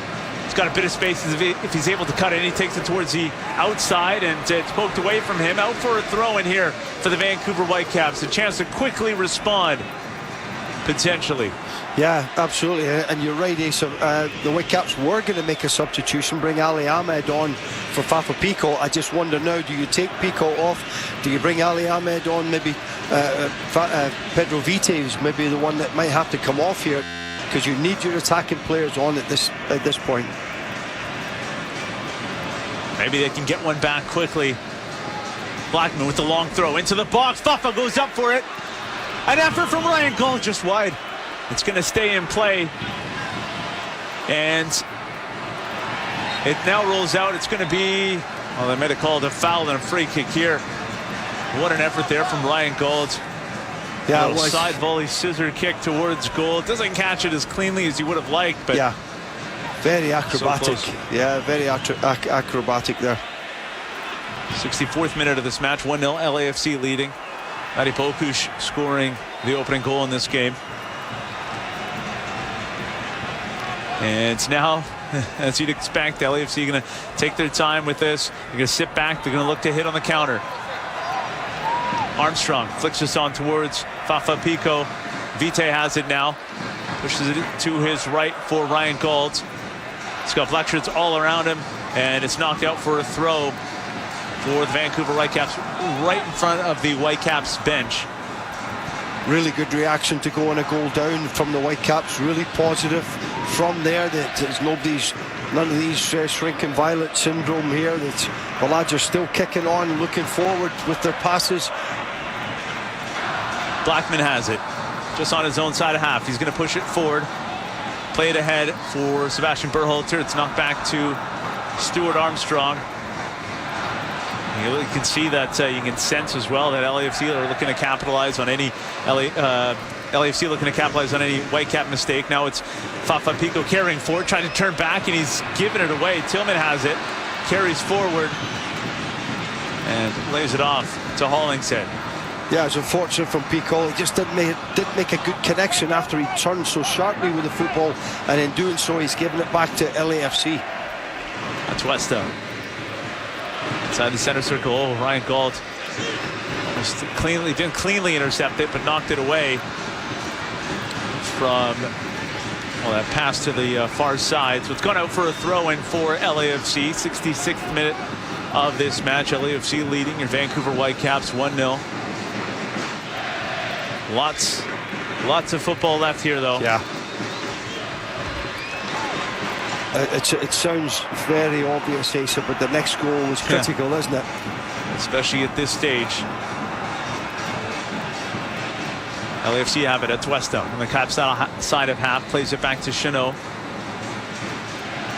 Caps yet to make a substitution. Looks like they're going to be looking to make one soon. A free kick here. Vite was pressing up the park. Had a hand and a foot on Atuesta. A little bit too much for the referee's liking. So a free kick here for LAFC just on their own side of half, and a chance now for the Whitecaps to make this change. And it is Ali Ahmed coming into the game. Sebastian Berhalter coming off the pitch. Tough one for Berhalter. I thought he had a good game. Defensively, did everything that was asked of him there, Asa, because the fans might go, why are we not winning the way we were on Sunday? It's a different animal, this LAFC side at home, and the Whitecaps have had to stay. They've had to do this work in this second half to stay in the game here at this point. Bouanga sends it into the box. It's going to go into the arms of Yohei Takaoka. He immediately rolls it out for Stuart Armstrong, pushes it out to his left. Caps a little more pep in their step as they're chasing this game. Nice ball ahead from Vite to Stuart Armstrong. Tried to poke it past his man. It's deflected out for a throw-in. Armstrong takes it quickly to Vite. Just kept in on that far side. Vite has it again. Knocked ahead. Fafa Pico has gone down. No call. And now it's just cleared away by Chanot as far as Giroux. And then knocked away by Sam Adekubi. Caps have it once again. Caps keeping the tempo of the game high. They must do that. They've got to get after this here now. There's no point in getting beat 1-0 and holding back. You're in basically a cup final here, Asa. They're just going to take one goal here to get back in and possibly take the game to penalties. Nice pass ahead for Ryan Gauld. Tries to cut it across. He's got it still inside the 18. Lifted into the area. Headed away by Long. Armstrong fighting for it. Giroux wins it. Heads it away. Armstrong's wondering why there's a whistle and a free kick here for LAFC. It looked like Armstrong pulled out of that challenge. Yeah, I thought so. I definitely thought I don't think he made contact with Giroux at all, the big centre forward for LAFC, who, to be fair to him, is all the way back defending in his defensive third there at that point. The big centre forward. This is when it gets hard to break down this LAFC defense, and they're able to sit back in a lower block. They've launched this ball forward. Adekubi heads it away. Fafa Pico tries to flick it on the far side, and now it's just sent straight up into the air. Brian White got under it, and he's knocked down. That's going to be a free kick for the Vancouver Whitecaps just on the LAFC side of half, and they'll at least be able to get bodies forward now, move everybody up the park. Yeah, correct decision from the referee. Big lad Long, the centre back, fouls Brian White from the back. Armstrong sidesteps a couple. He's got it outside the 18. It's popped up into the air, edge of the box. Armstrong again fighting for it inside the box. And now Chanot clears it, gets it away. Caps, Gauld Tries to flick it to himself. Hollingshead, anywhere will do. Veselinovic brings it down just on his own side of half. Bouanga breathing down his neck. Veselinovic able to knock it back to his keeper, Yohei, who has it just outside his own 6 now. Send it forward with his left foot. Fafa goes up for it, loses out to Palencia. Ali nods it, or Vite rather, nods it back to Fafa Pico. And volleyed about before Tillman comes up with it and controls it for LAFC. I mean, it might be an idea just to swap Ryan Gold with Fafa Pico. You know, just get him away from Palencia and get him over to the left-hand side, sorry, the right-hand side, so he can have a go maybe at Hollingshead. Maybe get some success there. Fair point. Vite with Bogusz. Bogusz has it right now. He's able to turn to the outside. Bogusz full of confidence after getting that goal. That's the difference in this game. And Kubas was nipping at the heels of the LAFC player. Oh, another errant header away by Blackman. And now Bouanga has it. He's able to step inside of Ali Ahmed, who hasn't had a chance to make an impact. Nice ball ahead for Hollingshead. Driven across goal, and then the header wide of the target. LAFC still have it. Tillman played inside for Bogusz.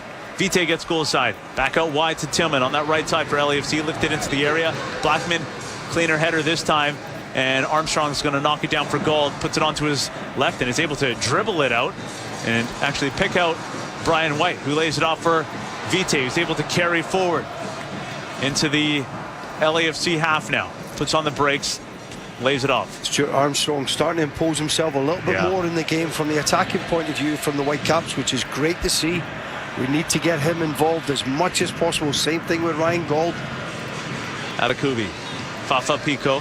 Palencia comes over, and Fafa's going to lay it back for Atakubi. And now it's played to the right side for Tristan Blackman. He carries forward, pushes it out to Ali Ahmed.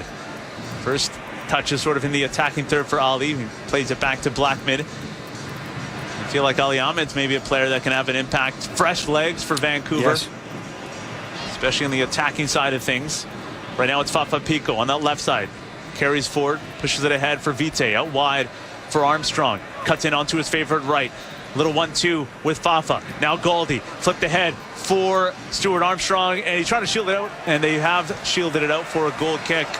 That's the link-up play that we've seen the Whitecaps have a little success with. Doesn't quite come off that time, but maybe a sign of things to come. Yeah, absolutely. It's really positive from the Whitecaps. As I said, the Stuart Armstrong just starting to link up a little bit more with Ryan Gold, who is what we wanted to see, or sorry, what we wanted to see from them. It's like the Caps are looking to make another substitution here. We're in the 73rd minute of this match. They're not going to make this before the. They're not going to make this sub before this goal kick is taken. It's sent forward down that right side by Hugo Lloris. Tillman has it now for LAFC. Giroux tries to poke it ahead to a teammate, and that's Veselinovic clearing it away. Brian White went up for it, loses out, but Gault's able to bring it down middle of the park and then find his fellow midfielder there, Stuart Armstrong, who's brought down. Free kick here for the Vancouver Whitecaps, just on the LAFC side of half. Armstrong's put in a shift here. Yes, he has, and as I say, it might be on his way out here, Asa, if we're reading this correctly here. Yeah, I think it looks like that's the intention, to pull Stewart out, but at the same time we've seen him kind of settle into this game. Maybe Vanny just like giving him one more few seconds here. Yes. Ball into the box, flicked on and headed in by Blackman. Oh, offside. The offside flag has gone up. It will not count. Oh my. Yeah, that was it. The Caps thought they had the equalizer. Yeah, it just shows you good delivery, a little flick on, and unfortunately Tristan just a little bit early with the timing of his runs, but took the goal very well, didn't he? He did. He certainly did. It was a nice flick on and well put away by Blackman. Hugo Lloris was rooted, could not even react to this. And yeah, clearly offside off the flick on. It's too bad. Damian Krylak. So on the, not necessarily on the bench, he was right by the goal actually. On the verge of celebrating. A very good view of that. Yes, he was almost in the goal. Here's the substitution then for the Vancouver Whitecaps. Second substitution of the match, presented by Johnston Meyer Insurance. Auto, home, business, travel. Protect what matters most with Johnston Meyer Insurance. It is Alessandro Schopf coming in for Stuart Armstrong in the 75th minute of this match. He'll have about 15 minutes plus stoppage time to have an impact in this game. And Schopf has had some really good spells, some good opportunities for himself throughout this season. It would be something special for him to get on the score sheet and make a difference in this one when it matters most. Yeah, absolutely. Now we need to step up. I mean, it's been a fairly sound, certainly a very sound first half performance, but it's been mainly LAFC in the second half. It has. The Whitecaps have to now start to impose themselves a little bit more as an attacking threat. Adekubi, Vite. Back to Adekubi, just on his own side of half. Picks out Ryan Gauld. Adekubi now slipped ahead for Fafa Pico into the attacking third. Tries to send it early. One across. It's blocked. It's going to be a corner kick for the Vancouver Whitecaps. Your corner kick presented by Johnston Meyer Insurance. Auto, home, business, travel. Protect what matters most with Johnston Meyer Insurance. Yeah, and that's the sort of pass we wanted down the side of the centre-backs there, because at the pace of the Whitecaps players up front can beat this back four, no question about it. Just the first corner of this match for the Vancouver Whitecaps. And this coming at a crucial time with about 15 minutes to go plus stoppage time. It'd be great to see them get the equalizer here. Yes. Gauld sends it in. And it's cleared away before Blackman can get to it. It's kind of driven low, and referee spotted something he didn't like.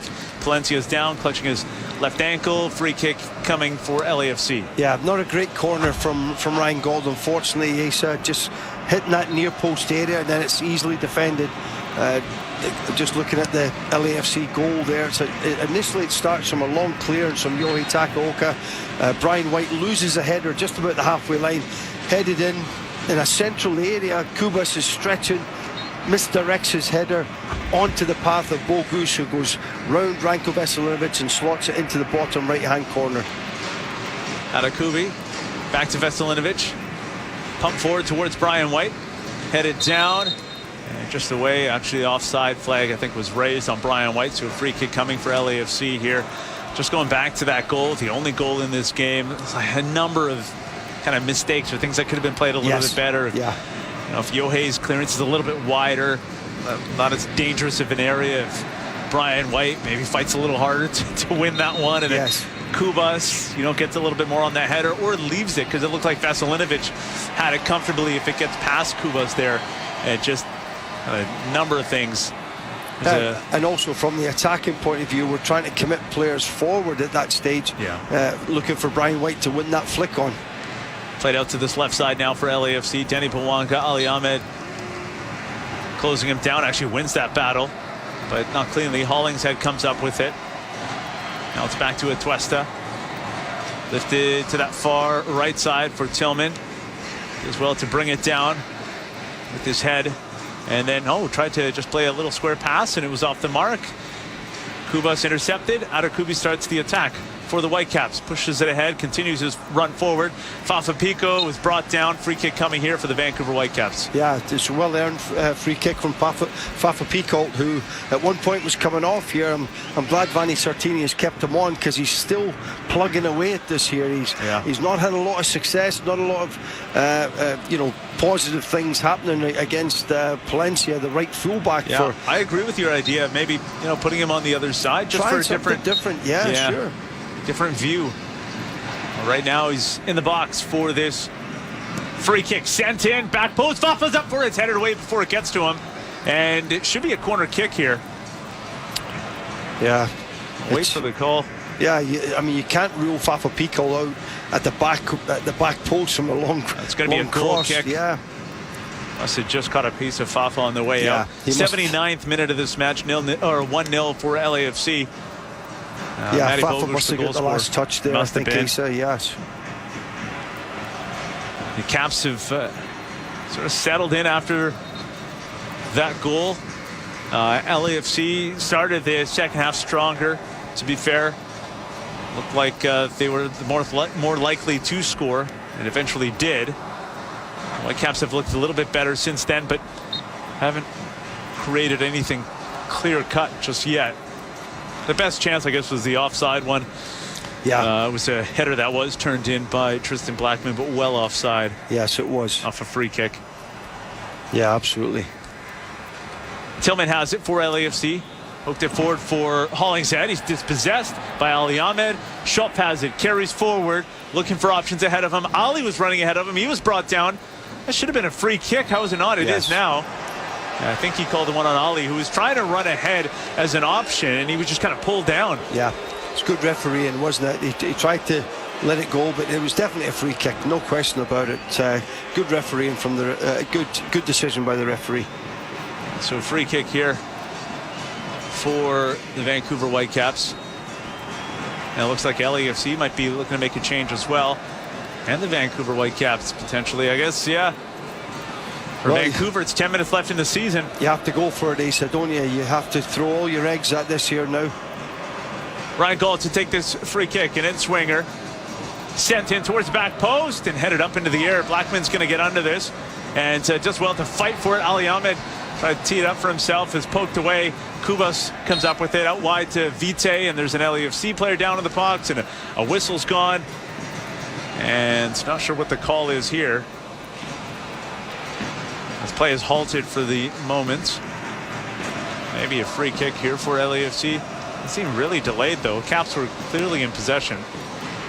Yeah, it's Palencia doing a wee bit of rolling about, a wee bit of time wasting there for sure.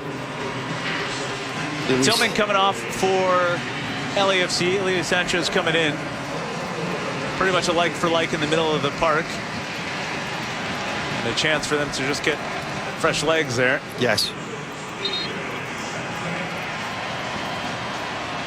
Looks like the Whitecaps do a couple of substitutions here as well, Lisa. Yeah, double substitution coming here for your Vancouver Whitecaps. And it is Matias Laborda and Debra Caicedo coming in for Pedro Vite and Fafa Pico.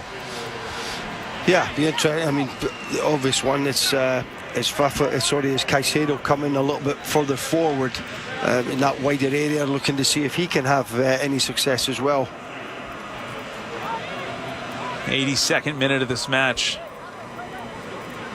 Time ticking away for the Vancouver Whitecaps. But within a goal here. Yeah. And it goes straight to penalties. It does. If they can just get a late equalizer, and they'll take it. We'll get a quick look and see what's happening. It looks like Laborda's gone in at right fullback here for the Whitecaps. Caicedo coming over to the right hand side, wide in the right. Ali Ahmed has popped over to the left hand side now. Atakubi to Veselinovic.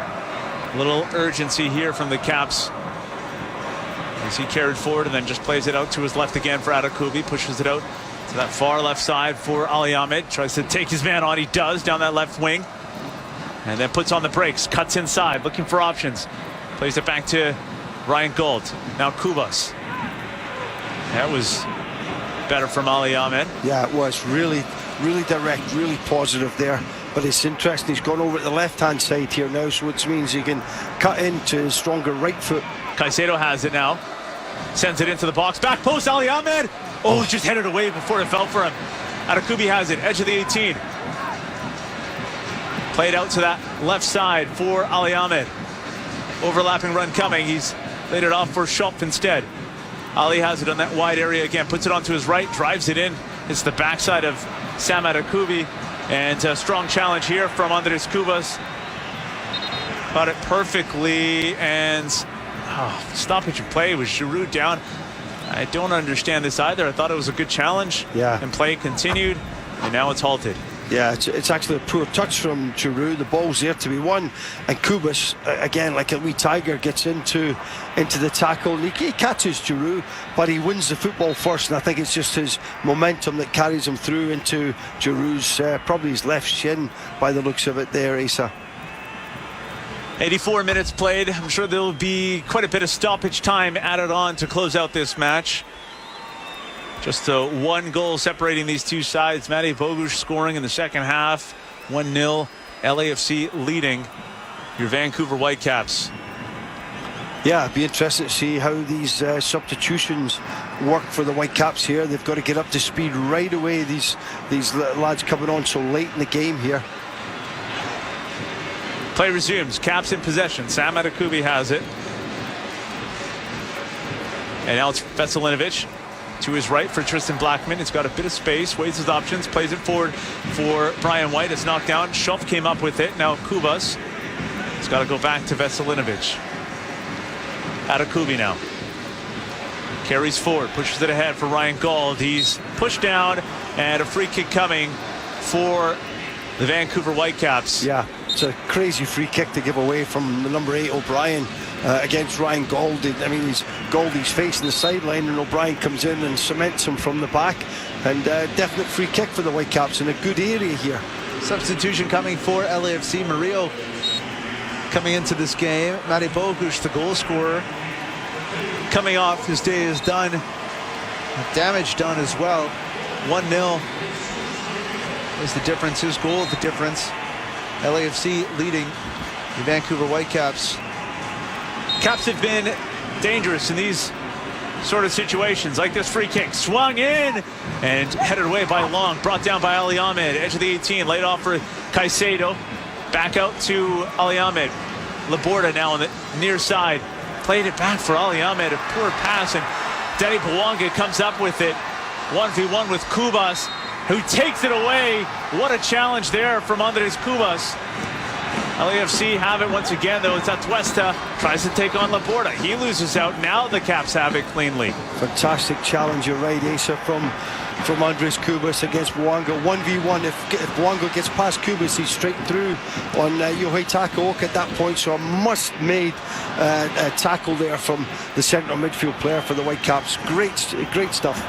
Could be the difference in this game. We might have to revisit that one, depending on how this match finishes. It's 1-0. LAFC leading the Vancouver Whitecaps in the 87th minute of this match. Whitecaps in possession. Tristan Blackman has it just on his own side of half. He's playing on the right side of this back three when the Caps are in possession. He's played it back to Veselinovic. Touched ahead for Schopp, who carries it forward. He's got Sam Adekubi to his left. Pushes it out to that side. Back inside for Schopp. Little diagonal towards Laborda. Oh, it's a hard challenge as he went up for it. This is just outside the 18 on the near side, right at the corner of the 18. A yellow card shown. Yeah, reckless challenge indeed. Laborda's gone down. He's back on his feet now. Free kick coming for the Vancouver Whitecaps. Yeah, it's a long diagonal ball from the Whitecaps' left-hand side out to the right-hand side. It's Alessandro Schopp, I think it is. It pings the ball across. Clumsy challenge from Hollingshead. That's a dangerous challenge there for sure. He's actually quite lucky Laborda wasn't more seriously hurt there, Asa. Yeah, it looked like he had no intent on playing the ball and just took out Laborda as Laborda went to the air and chested it down. Gosh, reckless challenge, to say the least. 88th minute of this match, 1-0 LAFC leading. Free kick for the Vancouver Whitecaps right at the corner of the 18. On the right side for the Caps, so left-footed effort here. Ryan Gauld, the only one standing over this. Hugo Lloris showing him the near side. Yeah, I think he'll shoot. Gauld takes it, sends it, back post headed away, and a Whitecaps player's gone down in the area. Play continues. Ali Ahmed has it on that far side, and he's going to play it back to Schopp. Play stop. Caps were in possession. Blackman is down, clutching his face. This was in the 18. No real appeals for a penalty from the Caps players, but we haven't had a chance to look at the replay on what exactly happened. He's squinting right now, his left eye closed. Veselinovic having a word with the referee. He might have seen what happened. Yeah, he's maybe got a poke in the eye or something, Asa. He's up now, thankfully, Tristan Blackman, but Ranko Veselinovic having a bit of a go at the referee, you know, maybe going upstairs to have a wee look at it, but the Whitecaps play on here now. Kuba sends it into the box right around Laborda. He can only head it out for a goal kick here.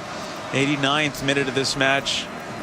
Time ticking away. I'm sure there'll be plenty of time added on here Yeah. For last gasp effort from the Vancouver Whitecaps. Sorry, Asa, and the substitutions that LAFC have made have all been defensive-minded substitutions, so they're quite happy with the one here at the moment. It's up to the Whitecaps now to try to force the issue as much as they can, which they have been doing, to be fair.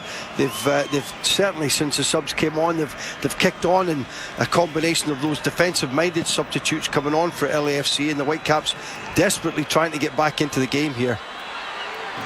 Kubas plays it back for Blackman. Lifts it forward towards Brian White. Knocked down for Ryan Gold. A poor first touch, but Schopf has come up with it for the Caps. Swings it out to the left side for Sam Adekubi. First touch takes it forward. He's on the LAFC side of half. Play back square for Schopf. Now Veselinovic. LAFC with everybody behind the ball. Looking to see this one out. Out to the left side for Adekubi. Ahead for Brian White. Poor first touch, turned over. Chance maybe for LAFC to hit on the counter. O'Brien slips past one, pushes it down this right side. Murillo in on the attack. Giroux gets into the box. Ball sent in and cleared away by Tristan Blackman. Does well to actually send that out for a throw-in. Yeah, it does very well. 5 minutes, minimum 5 added. I thought it would have been more, Colin, with all the stoppages, all the rolling about. Yes. Just 5 added to close out this half, or this match rather, at BMO Stadium. Yeah, terrific defending there from Tristan Blackman. Needed to intercept that cross there for sure, because Denny Bwanga was just over his right shoulder, just waiting for a little tap in. Throw-in coming on the far side. LAFC takes it to Bwanga. Actually, it's swept away before it gets to him. And Brian White tried to touch it off for Ryan Gauld. Ilya Sanchez came up with it. Now Tuesta back out wide to that right side. We'll move inside, and Tuesta again tiptoes that sideline, poked away now. Caps have it, and Sam Adekubi touches it ahead for Ali Ahmed. Nice little cut inside. Kubas now. Caps able to break out. Schopf just slips. Turnover. LAFC. Nice ball ahead, but Yohei Takaoka off his line quickly to smother that, roll it out, and urging the Whitecaps forward. Yeah, good goalkeeping from Yohei Takaoka. Comes flying off his line there and smothers the ball very quickly for the Whitecaps. Schopf. Gauld carries it and plays it out to Caicedo on the near side. Not many options ahead of him. Starts carrying centrally. Actually picks up Schopf in the middle of the park. Carries it forward. Touched on to Ryan Gauld. Back out to Schopf. Tried to lift it into the area. It was blocked. It's going to be a throw-in for the Vancouver Whitecaps. I imagine this will be a long throw into the box. Blackman sprints over to take this one. To get a fresh ball to throw into the area. Yeah, we've got 3 minutes left. I mean, these are the sort of plays that the Whitecaps have worked on and been successful with. Of course, teams all problems with these long throws. Dig deep. Here it is. Into the box. Headed up into the air. And Schopf nods it back into the box. Or towards the box, rather. Doesn't get enough on it. Bwanga touched it to himself. Does well to just retain possession here. Draws the attention of 3 Whitecaps. Goes down. He's clipped. It's a free kick for LAFC. And unfortunately, the Caps didn't need to commit that either. Yeah, it's one of those. There was a lot of Whitecaps players around the ball at that time. I thought it was a bit of a needless free kick. I think it was Ryan Gauld actually a little bit clumsy on Bwanga. Maybe the captain feeling the frustrations of the evening. Maybe it's a yellow card for that challenge as well. So we've played 3 minutes of the minimum 5 added here at BMO Stadium. Caps running out of time. You hear Coach Vanni Sartini screaming instructions to the Whitecaps, and LAFC just throwing that one away. It's a goal kick here for the Vancouver Whitecaps, so they'll get the ball back quickly after giving up that free kick. And Yohei Takaoka, it's like he's going to launch this one forward. Does. Veselinovic up there to flick it on. Yeah. Loses out, but Laborda's going to pick up the loose ball and try to swing it out wide to Ali Ahmed. And fortunately for the Caps, it's turned out for a throw-in for the Vancouver Whitecaps on the far side. Played quickly to Alessandro Schopf. Now Kubas just on the LAFC side of half, quite centrally. Pushes it out wide to Caicedo on the near side. He's got a bit of space ahead of him.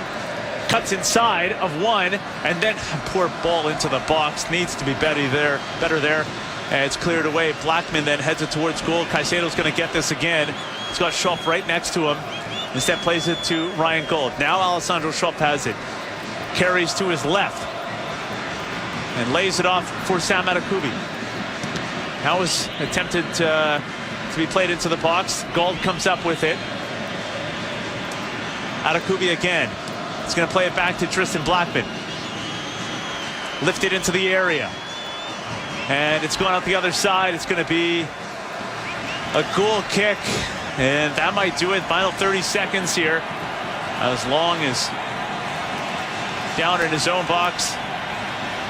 Yeah, it goes back a little bit to the Caicedo thing there. He skips wonderfully past the first defender, and then his cross is poor. It gets cut out. So he's just something that he has to work on there in terms of missing out that first defender with the cross for sure. Hugo Lloris to take this goal kick. We've played the minimum 5. And there it is. Full-time whistle goes at BMO Stadium. LAFC advanced to face Seattle. The Whitecaps season comes to an end. Well, the Whitecaps deserve a lot of credit. They put a lot of scares into this LAFC side. Unfortunately, tonight was just a wee bit flat. It was in terms of creating the chances that we needed to break down this LAFC side. The final ball at times wasn't quite there. LAFC were the better side in the second half, Asa. Not much between the two teams in the first half there, but yeah, we can look back and go, well, how many clear-cut chances did we create against a very well-organised LAFC side? Lots to talk about. We'll break it all down in the Whitecaps FC post-match show here on CKNW.com and 101.1 FM HD3. We'll be joined by Paul Dolan, Dolly the goalie, joining us on the post-match show. We'll take your calls as well. It's all coming up after this short break. Here come the Carrots making their way upfield. You've been listening to SiriusXM Sports. We now return you to our regularly scheduled Mudslide, who somehow gets long weekends all the time. I don't know what he did. I don't know who he knows, what pictures he possesses. Oh, he's in mourning today. This is all about Jimmy Curtin. Yeah, that's right. I forgot. We gave him the day off for that. I forgot. We did. Yeah, he's currently on a couch with a cozy blanket and a big tub of Rocky He's Road watching ice cream. Rocky on repeat, which is funny because he's told us he doesn't like the movie Rocky, which is with the Rocky Road ice cream, which is a big part of it. And the actual fixtures don't line up for it to be that problematic in the event that he loses. What I mean by that is, because it is a kick in the teeth to watch to get beat by your London rival in Chelsea Football Club. But what that would mean is that Arsenal, in the event that they would lose, would probably drop out of the top 5. Okay, but if you look at some of the other matchups, and the reason why I don't think it's that kind of week where it can really sting. Because Villa has Liverpool, right? So I mean, but if Aston Villa were to beat Liverpool, and let's face it, Aston Villa is on a kind of a bit of a slide. They're still hanging in there at 6th place, but they only have one win to show for in their last 5 games in EPL play. So a lot of ties, and of course that last one being a bad loss. So things slipping with Villa, maybe they're feeling the brunt of what it means to play in the Champions League. I don't know, but so Villa would be a potential team to catch them. Tottenham is in. So this is the double sting, right? So Tottenham plays Brighton, right? No, wait, let me get that right. Tottenham plays Ipswich this week. Brighton is the other team that might. In the event that they have a big win against Man City, which I don't see happening. I think City's going to recover, and I think Aston Villa is going to stay right there. But Tottenham is the team that could surpass them with a loss. So that's what's going to be the narrative. If Arsenal lose to Chelsea and Tottenham beat Ipswich, and Tottenham and Chelsea are now sitting ahead of them in the table, that's when the Arsenal faithful start to freak out a little bit. Because what we do know, and we've seen this week in politics, I mean, if one side wins, the other, they start making fun of the other one if they're upset about the result. That is exactly what's going to happen with Tottenham fans and Chelsea fans, who are going to be rubbing it in with double salt if they find themselves ahead of the table of Arsenal this weekend. Now, the only reason why that's a real thing, and this is all contingent on Chelsea winning the game to start with, right? Which would put them 3 points clear of Arsenal. But if Tottenham beats Ipswich, which they very well might, they are now 1 point ahead of Arsenal. Now, I don't know what's going to happen with Aston Villa. I don't think Brighton is going to figure this out either. So I'm not too concerned about that, right? I don't think Brighton jumps Arsenal as well. But if they find themselves in 6th, okay, let's say Villa get a tie, then they're in 7th, and that's all if they lose and Tottenham win and Villa tie. That could have a bad look because I mean we lived this right with Chelsea last year once it started to spin out of control, and it just started to steamball and it got it snowballed. It became a lot worse.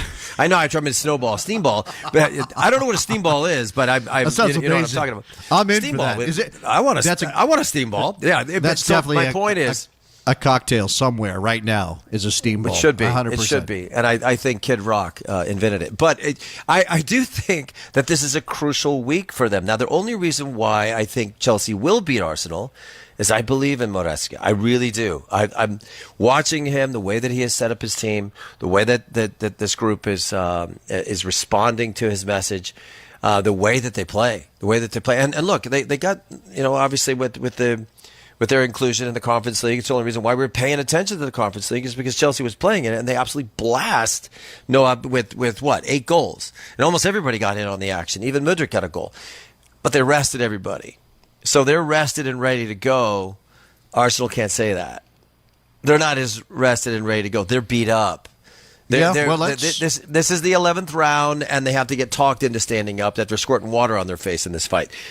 Chelsea's like, oh, come on, I can't wait to fight again. This is round number 1 for me. So the interesting component of this is, does Chelsea have the ability to absolutely go for the throat? Do they have the ability to put massive pressure on this team to not take their foot off the gas, to force the game, to press the way that they can, and Cole Palmer has a good day? Because if that happens, Arsenal's in big trouble, Jason. Big trouble. Okay, so just on that note, Chelsea hopeful that Cole Palmer will be ready in time after he sustained a knock against United last weekend. Jadon Sancho could be available, hasn't played since mid-October because of illness. There is an injury concern. You talked about being beat up for Declan Rice, who missed the midweek defeat to Inter Milan with a foot injury. Martin Odegaard could play, obviously played against Inter as a substitute. And we will come to those questions here. Let's hear from Mikel Arteta on the issue of Martin Odegaard and how it's not up to him to fix everything that ails the Gunners.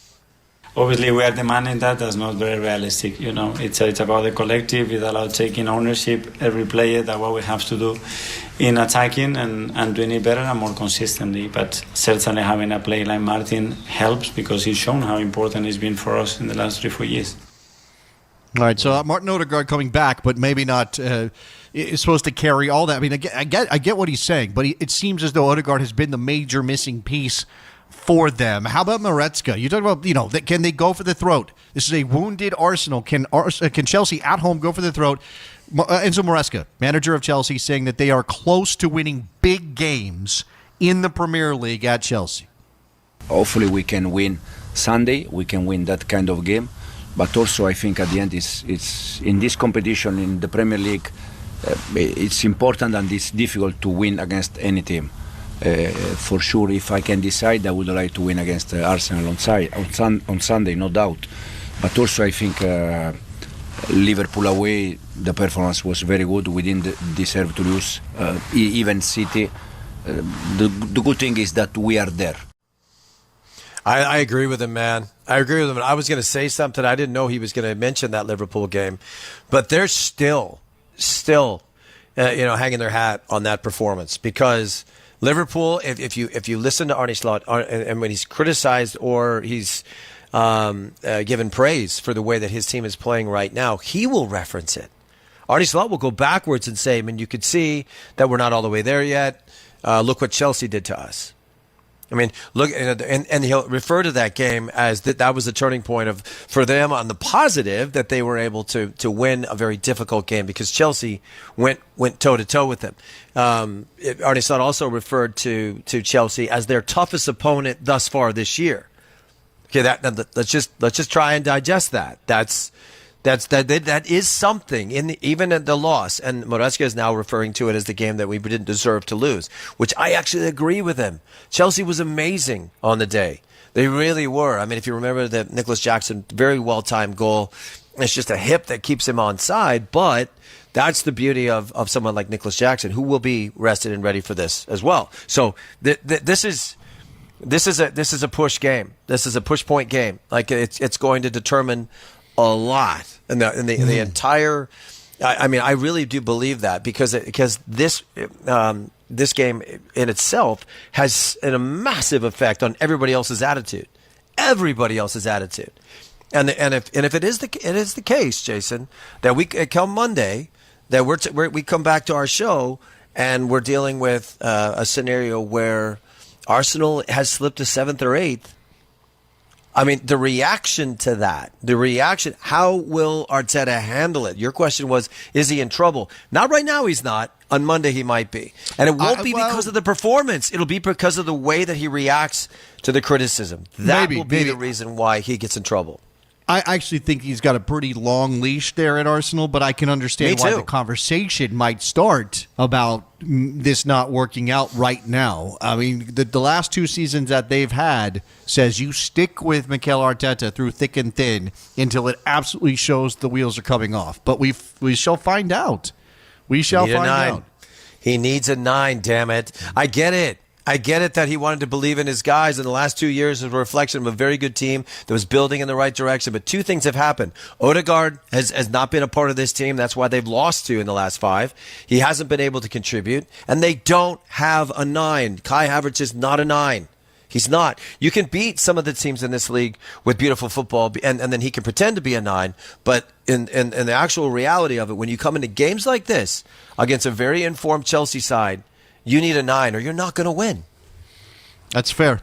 I think that's very accurate. When we come back here on WTF, first you're going to send us a text message with your recipe for a steam ball, whatever that might be. We'll also talk about Liverpool and Aston Villa in the Premier League. Stick around. 'Tis almost the season, and you've got a sleigh load of holiday channels to unwrap in the SiriusXM app. Shake the tinsel right off the tree with Rockin' Christmas.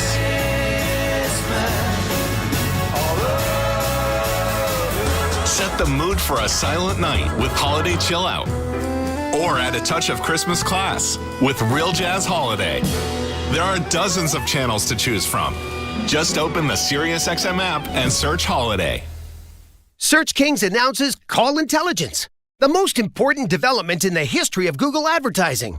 Think of Call Intelligence as MRI technology for your business that sees clearly what aspects of your marketing are working, that evaluates, summarizes, and scores the profit potential of every incoming call, and actually trains Google to give you better leads. With Call Intelligence, you can stop guessing so you can plan and spend smarter.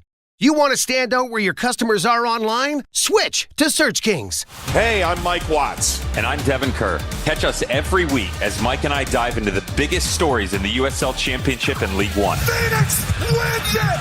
Their first championship crown! We'll bring you access like you've never seen as we speak to the biggest players, coaches, and executives around the country. It's USL All Access, Tuesday evenings at 7 o'clock on SiriusXM FC 157. Or anytime on the SiriusXM app.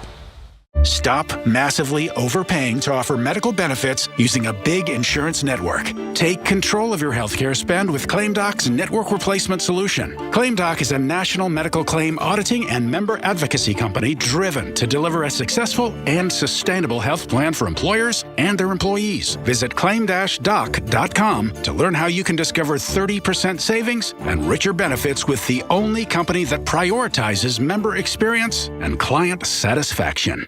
Most heavy-duty pros who try FleetPride.com come back for more. So Fleet Pride is now giving new customers 20% off their first online order. Use promo code FIRST20 when placing your order to take advantage of this great offer. Select from more than 420,000 heavy-duty truck and trailer parts for same-day pickup, local delivery, or shipping direct to your door. Visit FleetPride.com and enter promo code FIRST20 to get 20% off your first order today. Some exclusions may apply. See FleetPride.com for details. Hey, this is Jason Davis. Here, passionate soccer debates on Winalda Talks Football with me and Eric Winalda, weekdays at 4 p.m. Eastern on Sirius XM FC 157. Let's get back to WTF. Winalda Talks Football. So I think a lot of people know that story. Yeah, we don't. The rock music is littered with death, unfortunately, and sometimes Robert Plant lost his son. I mean, it really is. It's a connector. And this song, "All of My Love," if you didn't know that song, "In Through the Outdoor," is about Robert Plant losing his child. So. Okay, come on. Let's get off of this subject. What are you doing? What did you do? I don't know. I gave my dog a bath today. My boy, since I have 7 children, 6 humans and 1 dog. I gave my dog a bath. He stunk, man. I needed to. No turkey jokes. Not going to make a turkey joke, but my dog did not smell good at all. Yeah, we need to fix that. Okay, let's stop talking about stinky dogs too. You haven't done better. Yeah, You've moved us slightly away from I went really from, bad things. From losing a child to a stinky dog. Okay, we got to change this up, man. It's Friday. Cheer me up. Liverpool, Aston Villa, Saturday. That's tomorrow, 3 p.m. Eastern Time, right here on Sirius XM FC. Of course, Arnie Slot. Could it be going any better? I mean, outside of the Nottingham Forest home loss, really, there's nothing. There's nothing negative you can really say about this Liverpool season so far under their new manager, Arne Slot. Let's hear from Arne Slot and ask him if he's surprised about the way this has started for him in Liverpool. Nobody worked harder than me to achieve that, or these guys, yeah? Nobody. Talking maybe, yes, but actually working. And John, can you stop that? Well, that's my fault. That's live, that's the live other, radio. Well, you typed the number. Yeah, okay. He's infiltrating the show because I would recognize Unai Emery anywhere, but that's right. That's not Arne Slot. That's not him. That's not Arne Slot. Arne Slot isn't Klopp, but okay, the slot machine. Let's hear it. Yeah, let's hear the slot machine. Surprise is the right word to use because I knew the quality of our team. But quality is one thing, but to be consistent is the second thing. I'm not surprised in this because from the moment I started working with them, I saw how much energy they put in on a daily basis. And that is, I think, the reason why you can be consistent. If you do the work on a daily basis every day, you can be consistent, and sometimes a bit of luck comes with that as well. Most of our results were, I think, deserved, but some of them were a close call. I still can't stop hearing Dutch Klopp. I can't not hear Dutch Klopp. As soon as you say it out loud, then it just becomes a thing. But I mean, look, this team, they haven't won in their last 4, have they? I mean, because if you go back to the Bournemouth game was a tie. They lost in the Moose Cup to Crystal Palace. We didn't expect that. They lose to Tottenham in really a bashing, if you will. They had some issues. And some of those substitutions didn't work out. And I'll never forget the look on Unai Emery's face for Aston Villa. I'm thinking about that as an opponent, right? If Liverpool looks at this and says, "Oh man, they haven't won in a while. They're going to be good," or they're down, we got to keep them down. That's the way I'm looking at it. I love what Arne Slot's saying. I love the way that he understands the work. He understands what his team needs to do. On paper, you look at this and you say, Liverpool, Aston Villa, wow, that's going to be a great game. You see Liverpool play lately, you'd say, yeah, it's a great game. You seen Aston Villa play lately? You're asking a lot of questions. Everything has gone a little bit sideways, and I hate to say this. John Duran has that wonderful goal against Bayern, and then he thought he was a star. I'm reading a lot of stuff, and I'm finding out a lot of things about his attitude, about some of the way his teammates feel about him. Obviously, the trip to Bruges was not fantastic for Villa. It's a terrible way to lose a game. In case you saw it, Emi Martinez, the goalkeeper, passes the ball on his debut, Mings, who picks up the ball, and that's how they lose the game, on a penalty kick. So it's not a great way to lose, but it is an indicator, Jason, that there's something wrong with this team. They're losing focus. It's not discipline. They're just there's a lot of noise going on right now. There's a lot of problems, and Unai Emery is holding on to this team like a slippery fish, and he's about to drop it. He needs to figure it out. Let's hear from Unai Emery, right? You talked about the lack of wins. Here's Unai Emery talking about turning performances into victories. Well, obviously, when you don't win, affects the mood, affects the energy. But the positive thing that there is nobody impossible in this room or outside that wants to win more than I do and that these guys in the dressing room wants to do. It is impossible. So that desire today, I had a meeting with them about it, and I can sense it straight away. And what I sense as well is a big belief that how good we are as a team. And again, what we did in Milan, watching it back twice, I haven't seen my team doing that against them, but you need to take that into a winning football match, because at the end is the only thing that anybody is going to judge, know how superior you were to the opponent. You outrun the opponent, you outperform the opponent in every single way. It's about, they score a goal, you didn't, we have a problem. And the problem has to be resolved by scoring more goals than the opponent. That's it. I thought the problem okay, first of all, that's our system. I thought the problem was that we would have to hit the every time we started inadvertently talking about Manchester United. Apparently, we have an Arsenal problem. We might have an Arsenal problem. Yeah, they're sneaking their way in. They're like we're termites. not even trying. We're not trying to talk. We're not trying to hear from Mikel Arteta. And there he is.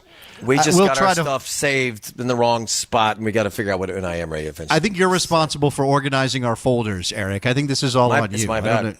You got to get back in there and fix this. We'll see if we can hear from Unai Emery at some point in the program. Just notes on this game: Diego Jota will miss a 6th consecutive game for Liverpool. Ribs. Right? 1 or 2 weeks after the break, according to Arne Slot. Allison, Elliott, Chiesa all out. Chiesa's had like 3 moments since he arrived, right? He's barely done anything because he's been injured. Alexis McAllister, by the way, 1 card away from a suspension, something to watch for. Yuri Tielemans is ruled out, or he's ruled himself out of the Belgium fixtures coming up, but he is expected to play against Liverpool, which, that's always a weird thing. It's like, can't play for my country, but I can play in this really important match for my club team right before those games for my country. My knee's good enough for 1 more game, but it's not good enough to go play Nations League for Belgium. Well, but think about, okay, go back to McAllister. You just said it. You got one more card, and you get to sit 1 game out with the international break, right? See what I'm saying there? He actually can actually stay a day if he wants after the international break, because he's got Southampton next. I'm just saying. He had to wait till the 24th till he plays again. He's suspended as is if he does this thing right. I mean, I'm not trying to, I'm just being honest here, but there's no way McAllister You and your conspiracy theories, Eric. Always bring this to the table. I think this is a good one. This is a good one for our listeners. What is the over-under on minutes for McAllister to get that yellow card? I will say 54th minute after they tell him, go ahead, you got the green light, kick somebody. Sounds about right. Sounds about right. All right, 54. Again, we're going to go try to figure out which folder Unai Emery is in, because he's in some folders somewhere. When we come back here on WTF on this Friday, plenty more where that came from, lots more Premier League, lots more with you. NWSL, Claire Watkins, stick around. Stay tuned for more WTF when Nolde talks football on Sirius XM FC. It's too gray, it's too dark. Smell. Ho, ho, hold up! It's Jimmy Fallon, and you're invited to my place for Christmas. Get ready for a new channel of classic holiday songs handpicked by me. Plus music from my new Christmas album, Holiday Season. Jimmy Fallon's Holiday Seasoning Radio. On now, channel 17, or listen at home with the Sirius XM app. Just search Jimmy Fallon.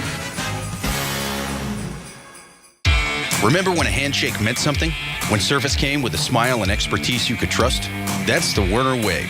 We've been navigating the twists and turns of the transportation and logistics industry for 68 years. We're still here, still committed to getting your precious cargo from point A to point B, with customized solutions and exceptional service at our core. We'll deliver your goods with the same care and precision we've been known for nearly 7 decades. Delivering beyond expectations. That's the Werner difference. Learn how at selectwerner.com. Not to brag, but Progressive's Name Your Price tool is mankind's greatest tool ever. even better than the wheel. Sure, without the wheel, we wouldn't have modern transportation or funny videos of dogs riding skateboards, but without the Name Your Price tool, we wouldn't have easy access to auto insurance options based on our budget. And, well, cars do need wheels. They also need insurance, and insurance never goes flat. Learn more about the greatest tool ever, the Name Your Price tool at Progressive.com. Progressive Casualty Insurance Company and Affiliates. Price and coverage match limited by state law. Not available in all states. Hey, have you ever used Cheapo Air? Yeah, for years, and I really like it. With Cheapo Air, you can book online, use their app, or even over the phone. They've got great prices on over 500 airlines and millions of accommodations. They are my go-to for travel planning. Oh, and if you join their Club Miles program, you can earn points to save on the cost of your travel. Book on the app, and you get double points. Sounds like it's time I tried Cheapo Air. Call Cheapo Air at 855-292-7493 or visit cheapoair.com/serious. College basketball is back, and the road to the championship starts now on Sirius XM. Knock it down! Catch all the top games, the buzzer beaters, and the rivalries you live for in both men's and women's college basketball. RJ Davis! Whether you're driving, at home, or on the go, follow your favorite teams in every unforgettable moment. College basketball lives on Sirius XM. Anywhere you are, go to SiriusXM.com/sports to find out where to hear your favorite team.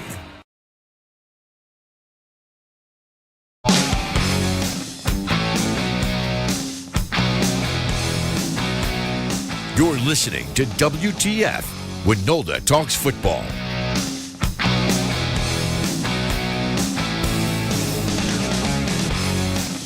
We're back on WTF. Eric Ronaldo, Jason Davis. I take it back, Eric. You're right. Peanut brittle is candy. I don't know what I was thinking. Lots of sugar involved, crunchiness factor. How could you think it wasn't candy? I don't know.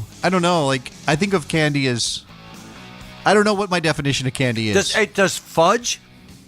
No. Does fudge? Fudge is not candy, right? But licorice fudge is a candy. dessert. Licorice is candy. Even though licorice is terrible and no one should ever eat licorice. That's you my don't opinion. like black licorice? Are you serious? No. Like black Oh, jelly no. beans? No. You don't like black jelly beans? No wonder you and I are like we are the odd couple. Like you had to pick a jelly bean. What are you going after? The orange ones? Come on, stop it. Black jelly beans are the best. Licorice jelly beans? Green? You're You're going gonna to say green apple You're going to situation? say coconut or something. Just blow me away here. This again is off the rails. We've got to talk about the NWSL playoffs, which begin this evening with Orlando and Chicago. You can hear that game right here on Sirius XM FC 157. Claire Watkins from Just Women's Sports joins us to talk about the playoff tournament in the NWSL. Hi, Claire. Welcome to this madness. Hey, guys. How's it going? All right. Claire, do you... hey, wait, hold on. What's your favorite candy while we're at it? Do you have a favorite candy? We're just talking about it. Oh, man. Well, honestly, recently, nerd clusters have been on a real nerd clusters kick recently. Those are top tier. Yeah. Those are absolutely So you would get 100% along top tier. great with my 8 and 9-year-old. Those two, Yeah. I mean, No, I keep finding them It everywhere. feel like a small child, but yes, I do enjoy them recently. Clusters Okay, slightly let's more go. adult than the rope. I like messing with the rope too. I don't know why. That's All me. right. All right, Claire, you got this top seed Orlando, regular season champion, regular season points winner, up against Chicago, who I guess, and I know you've got some deep personal connections to this. Are they still the Red Stars for the moment? We're calling them the Red Stars, right? Still the Red Stars, yep. Up until I think the moment that their season ends, they are still the Chicago Red Stars. So cherish it, everybody. All right, so give us a sense. I mean, this would be the number 8 seed knocking off the top seed. Seems unlikely. Any chance that parity reigns and gives the Red Stars an actual chance in Orlando tonight? I wish I could say yes because we love the NWSL chaos, but I would be very surprised if this particular game had upset potential. Chicago has not been in good form. They're without one of their top signings because she's, handling a kind of extended red card suspension. Orlando looked very good last week. I think this is a very, very tall order for Chicago. All right. So, what makes Orlando so good? I mean, I watch this from a different lens now. That I have a daughter that might potentially play in this league. She's in her 3rd year at Pepperdine, and I'm gonna at some point I'm gonna have to ask you what the hell happened to the San Diego Wave. But what, in your opinion, why is Orlando sitting at the top of the table? 2 losses to speak of. They're very recent, which is kind of the oddity here. But why are they so good? Yeah, I think for Orlando, it happened very slowly and then it happened very quickly. I think they spent the last year, solidifying that back line that has been very strong. They've been making midfield signings that have been very good. And then finally, when they get this piece of Barbara Banda, who is their, clear MVP candidate, one of the top signings in the league this year, when she arrives, suddenly the attacking output explodes.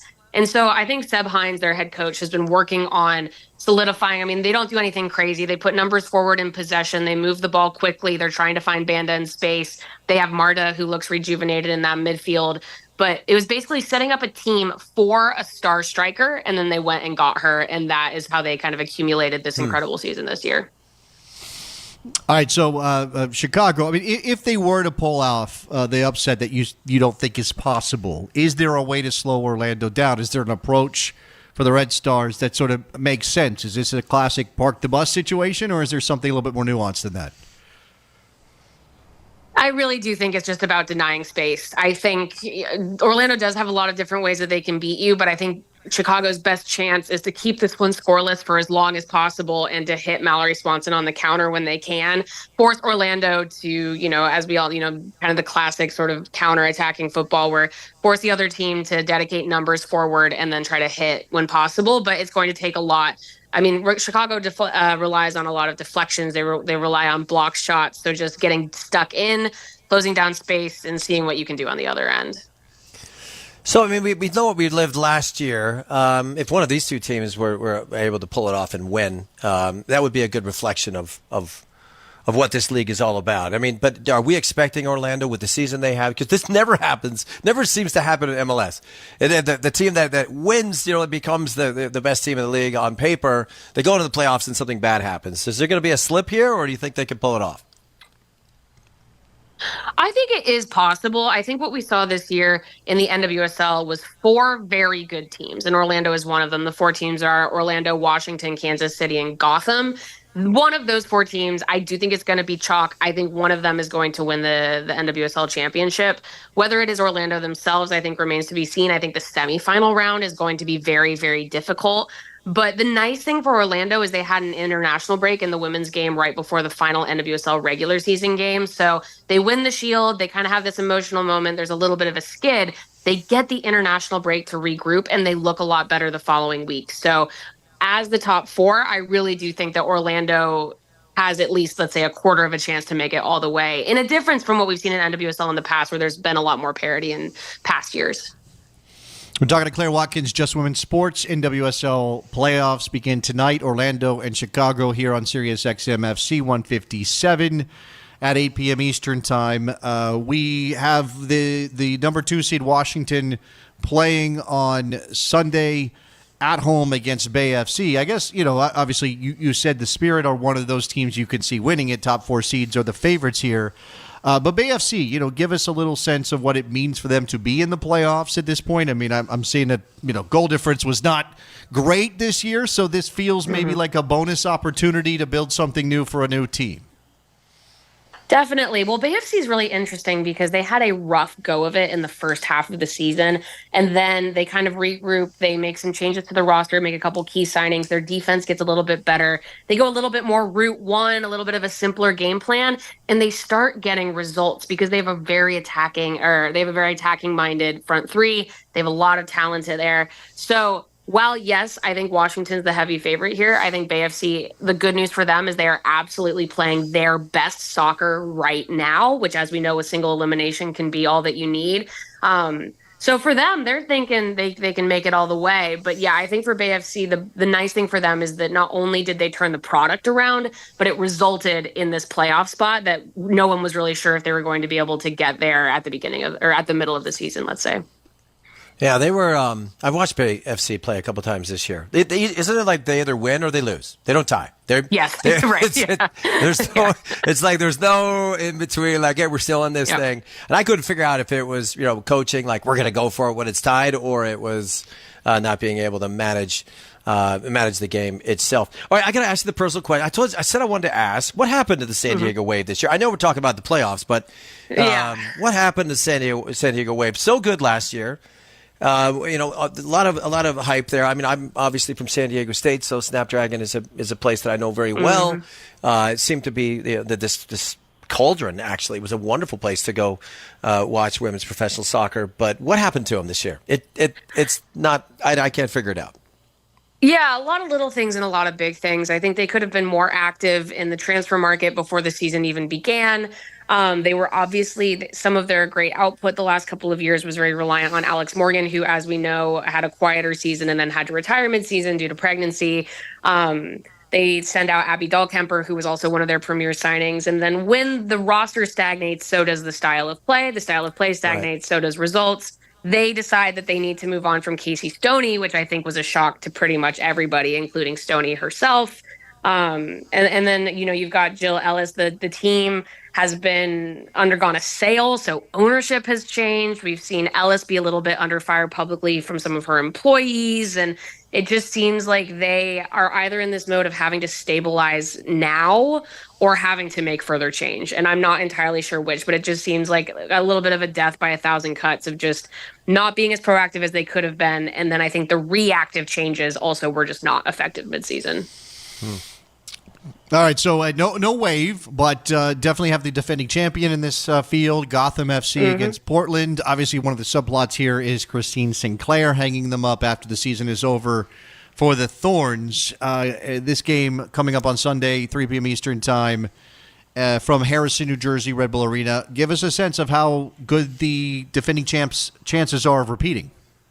Yeah, no, Gotham looks great. It's a completely new Gotham team this year in many ways. People might know they made some incredible signings in the offseason. They cleaned up the free agency market, bringing in Emily Sonnet and Tierna Davidson and Crystal Dunn, who is away from the team right now. But they also have Lynn Williams playing very well, Esther playing very well. And they've also integrated some of those players that were already with the team when Gotham was kind of on the rise last year. So they've become something that is very reliable and methodical in the way that they play.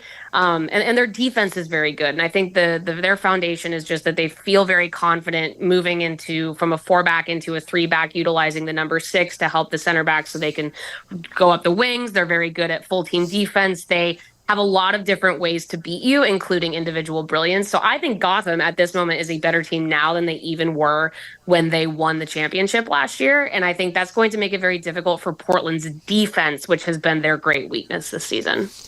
Yeah, we always follow Lynn Williams around here. She went to Pepperdine, kind of celebrated. My daughter goes to Pepperdine, and she'll come back every once in a while and watch a game, which I think is so cool. And she's been such a just a role model for a lot of those women who to say like from this little school in Malibu, you can pull this off. You can actually you can turn it into something. Now, okay, so personal here. I can pretend like no one's listening. I'm coming as a father and possible agent here. My daughter, I look at it from her lens, and I'm so thrilled to be a dad to know that my daughter eventually has the opportunity to play professional soccer in this country, and for it not to be a joke. How do we categorize where we are right now? I mean, I feel like we're in the middle of a growth pattern, which the league is getting stronger.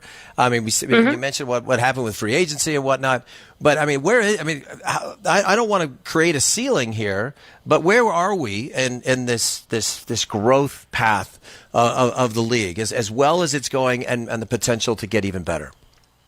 Yeah, I mean, you talk about maybe what it feels like to be a rising upperclassman in college right now and looking at the landscape. I think it's just that the opportunities are exponentially greater than what they have been in the past. Even if you think about 5 years ago, I think about where we were in 2019 to now, where not only is the NWSL expanding, but you have the USL Super League. Both of those leagues do direct signings now, so you don't have to be kind of siphoned into a draft structure.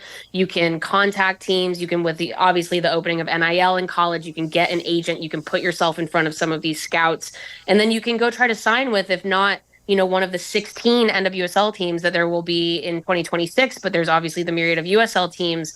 And so I think just rather than automatically, first of all, thinking that you have to go to Europe to be seen, that was something that players had to do sometimes if they were coming from smaller programs.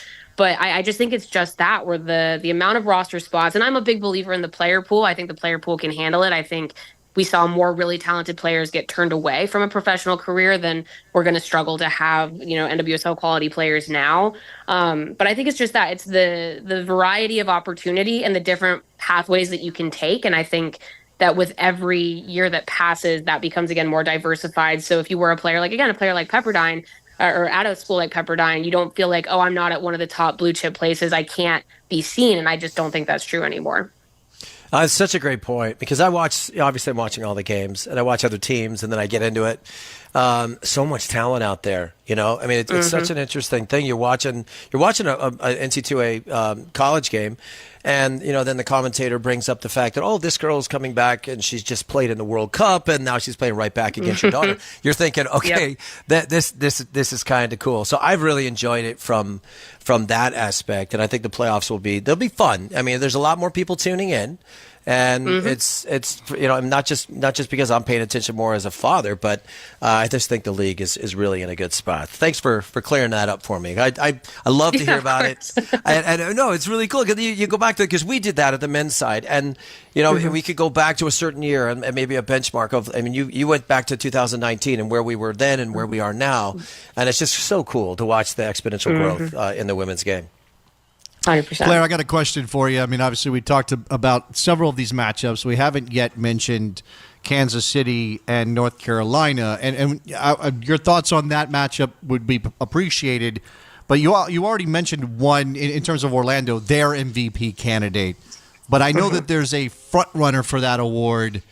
Give us a sense of what the postseason awards look like, specifically that MVP. Yeah, no, so I've already placed my vote. Voting actually ended this morning for media, and unlike, if anyone's listening who's familiar with maybe the other, pro sports in America, media is just one small percentage of all of that. It's not just a media award. Coaches and players also vote on it. But I did vote for Temwa Chawinga to be the MVP this year. I thought Barbara Banda had an incredible year. Temwa Chawinga is the striker for the Kansas City Current, who scored a league record 20 goals this year, kind of shattering that 5-year-old record held by Sam Kerr that she set in 2019. And if you look at all the stats there, Banda and Chawinga were both doing things that we had never seen before. But Banda just hit a little bit of a plateau in the latter half of the season, and Chawinga did not. And Chawinga also is just actually an incredible defender from the attacking line as well. And so she just has some of these underlying stats that are really impressive. But it's been a wonderful year in terms of these high-achieving players, because we've seen not only immediately impact signings, because for Chawinga and for Banda, this is their first year in the league, but they're international signings. And there's always been this fear a little bit with the NWSL that, yes, it's developing domestic talent, but is it competitive internationally? And to have these international players come in and do so well, it's awesome to have them both be African players, and incredible. And then we've also just seen great performances from U.S. stars like Trinity Rodman and Sophia Smith. And so it's been an attacker's dream this year. I'm not going to lie. I just think it's been a lot of goals, a lot of really good attacking sequences, but just an incredible year for what we've seen on both ends there.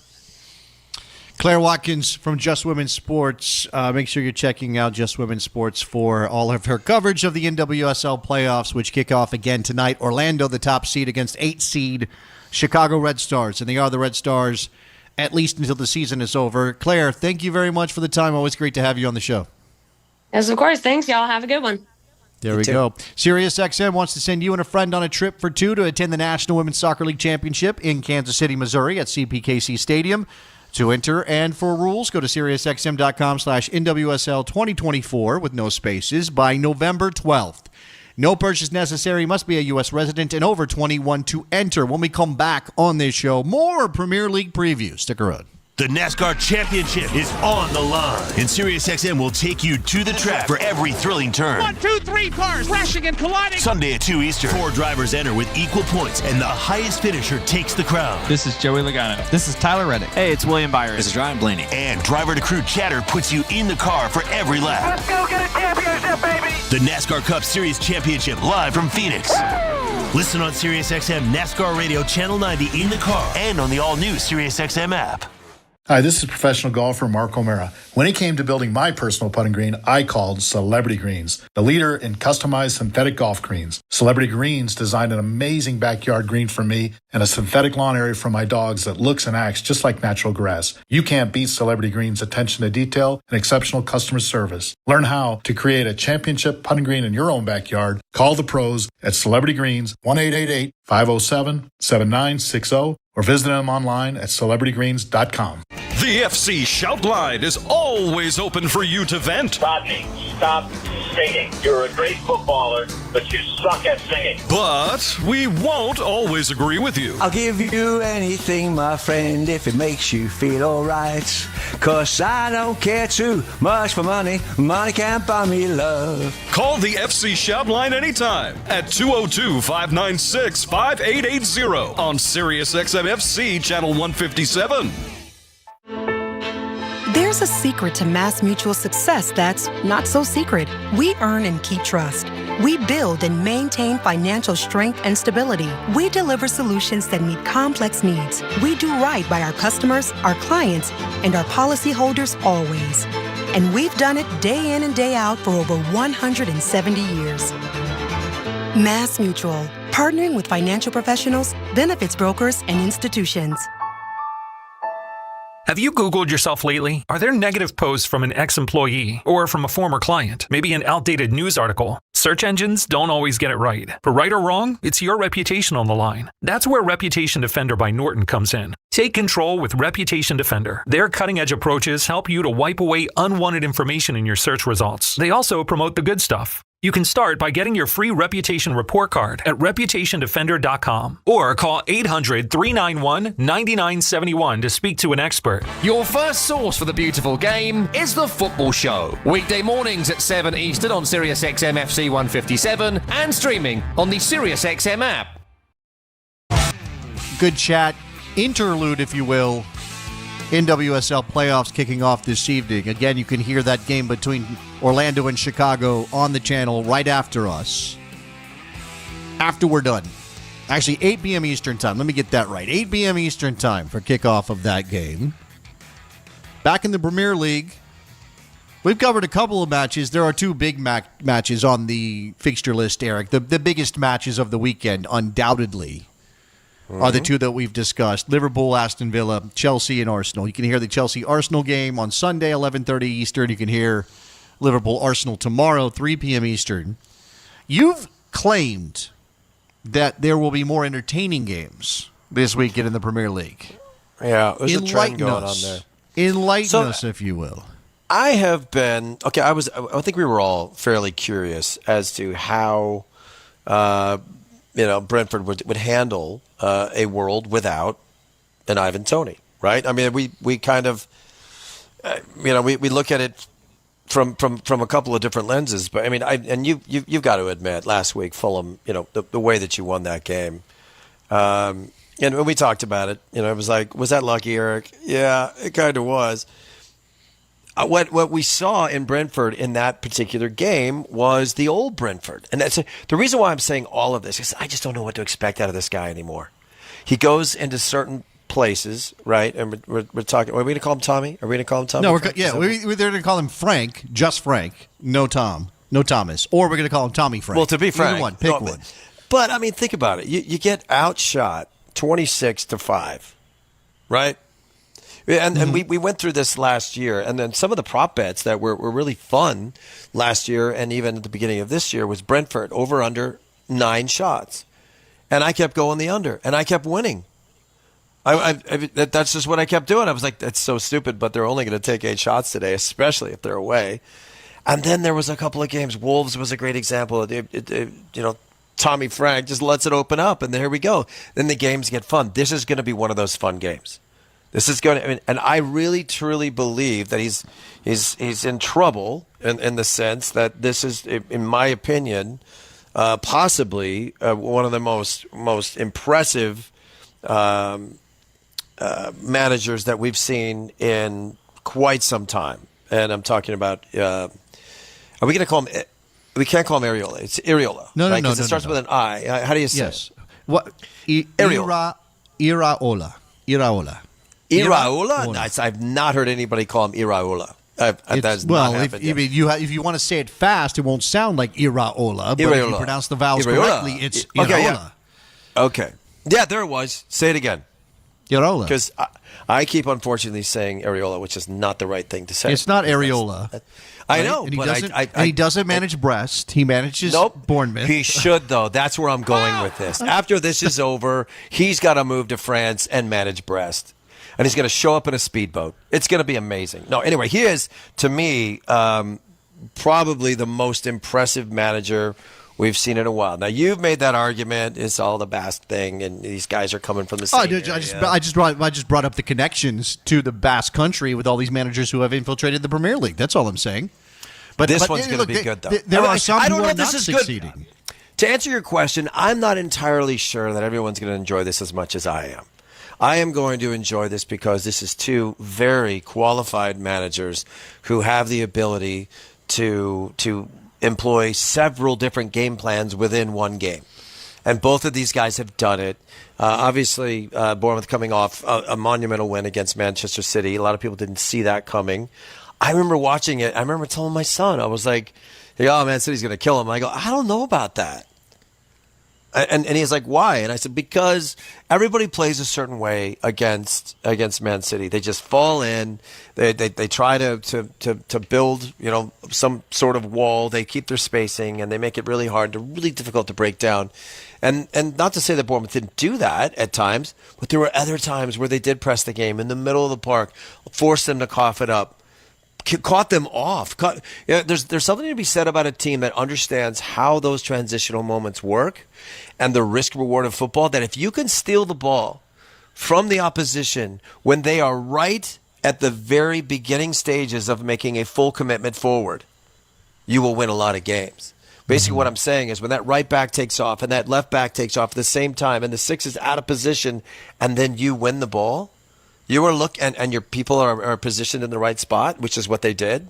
You are looking at a 4-on-2, a 4-on-3, and you'll score.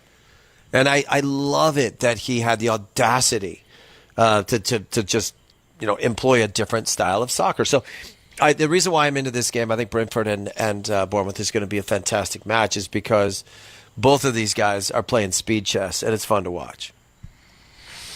I'm looking for Tyler Adams. That's the only thing I care about with this match. Fair. I just care about whether he gets he will on the not field start. again. I'm told he will not start. He will be coming off the bench, and that's wise, But this is and I think it's great because this is the kind of team, and that little scenario I was just laying out there for you, like ambush soccer against an opponent that is going to certainly exploit your weaknesses, but to counter that with, we're going to risk it and we're going to try and win. Tyler Adams is one of the guys that's going to fit in perfectly for this guy's setup. And the reason why I'm saying that is I think Brentford is going to underestimate that, how good Bournemouth is and what they're willing to do. So this is not going to be a possession battle in this. The guy that's trying to keep track of possession, I guess to make my point, his finger's going to be bloody because it's going to keep changing every 2 seconds. And they're going to change it into a turnover sport, not a battle of possession. So, looking forward to that game. That sounds amazing to watch. So entertaining that. Okay, let's move on. Let's go to Palace Fulham. You just talked about Fulham pulling victory from the jaws of something, whatever you want to call that. This one at Selhurst Park with Fulham looking to do it again. Let's see. The only injury concern for Fulham is Sasa Lukic, who remains out with a shoulder problem. Harry Wilson may come into the starting lineup after his 2-goal cameo as a substitute against Brentford. Obviously, that was the game we're talking about, the 2 goals that Harry Wilson scored off the bench to lead Fulham to that victory. No Eddie Nketiah, no Adam Wharton, no Eberechi Eze, which is obviously a big one, no Jefferson Lerma, all sidelined until after the international break. Give me a I know we're going to be maybe talking to Max later, and he'll have some thoughts about putting money on things.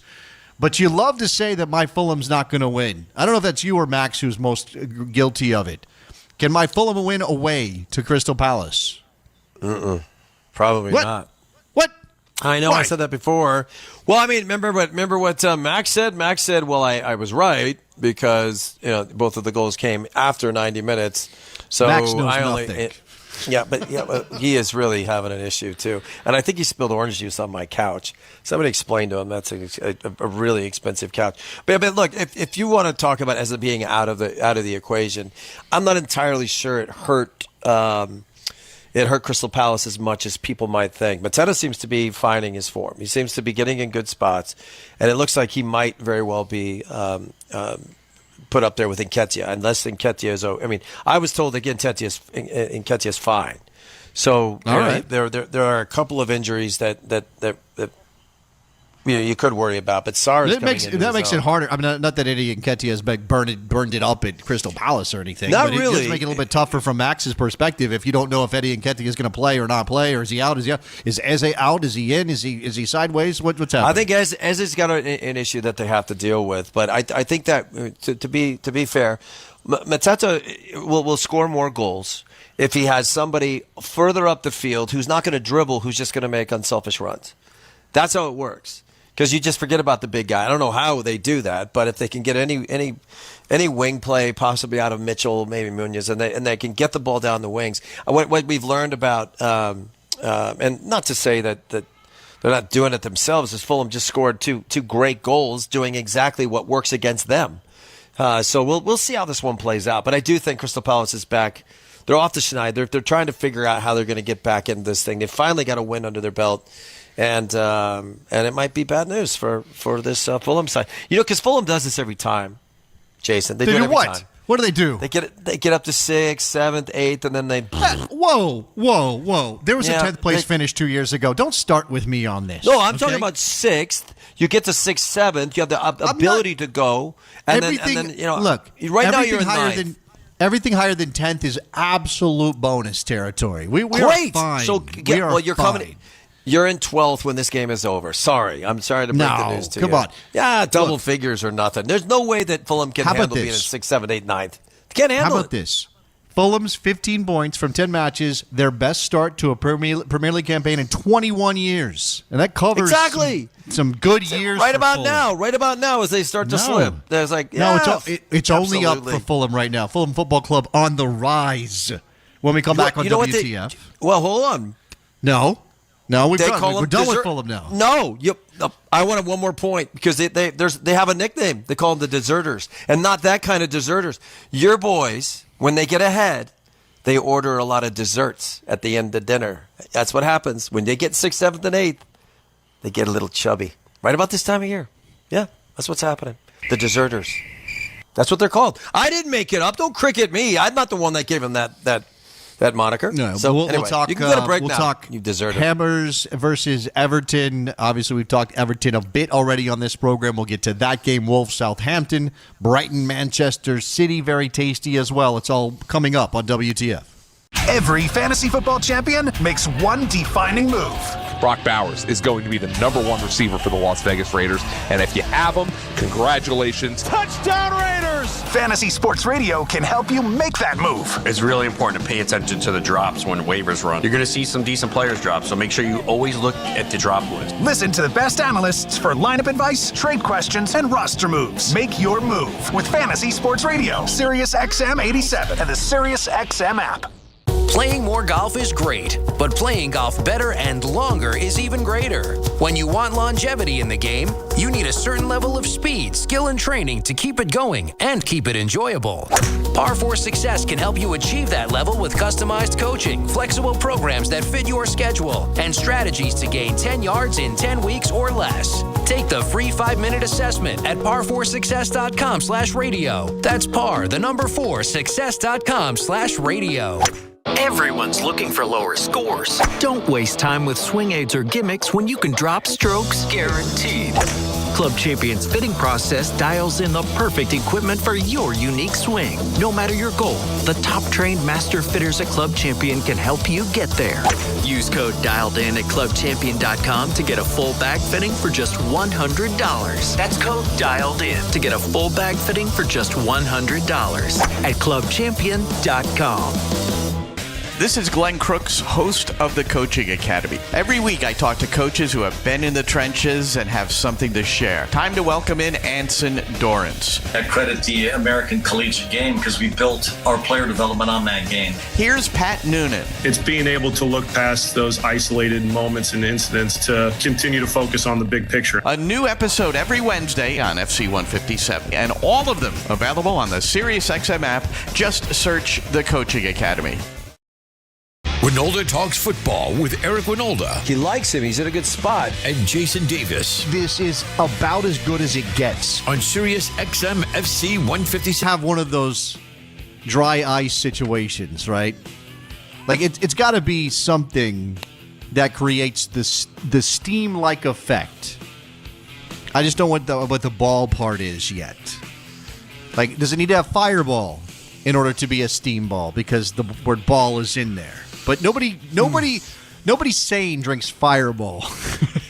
No, you know what I'm saying? Can dry ice be involved? That's what I Looks just like said. steam. You just pay attention to me. Pay attention to me, Eric. I said dry ice should be involved. No, I'm saying can dry ice be involved? It's not safe.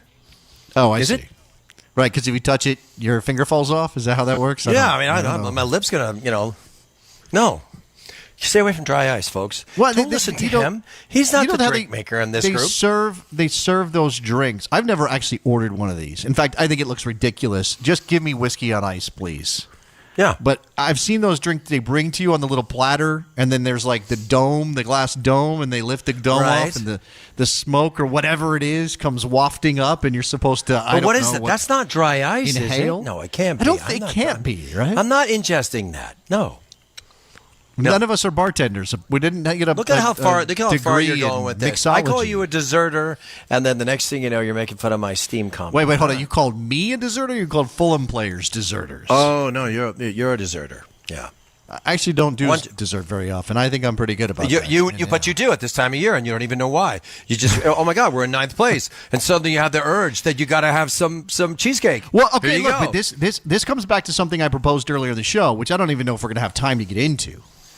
But I brought up the idea, especially because Nottingham Forest is currently in 3rd, which is, you see that, and your brain says, this is not right. What's happening here?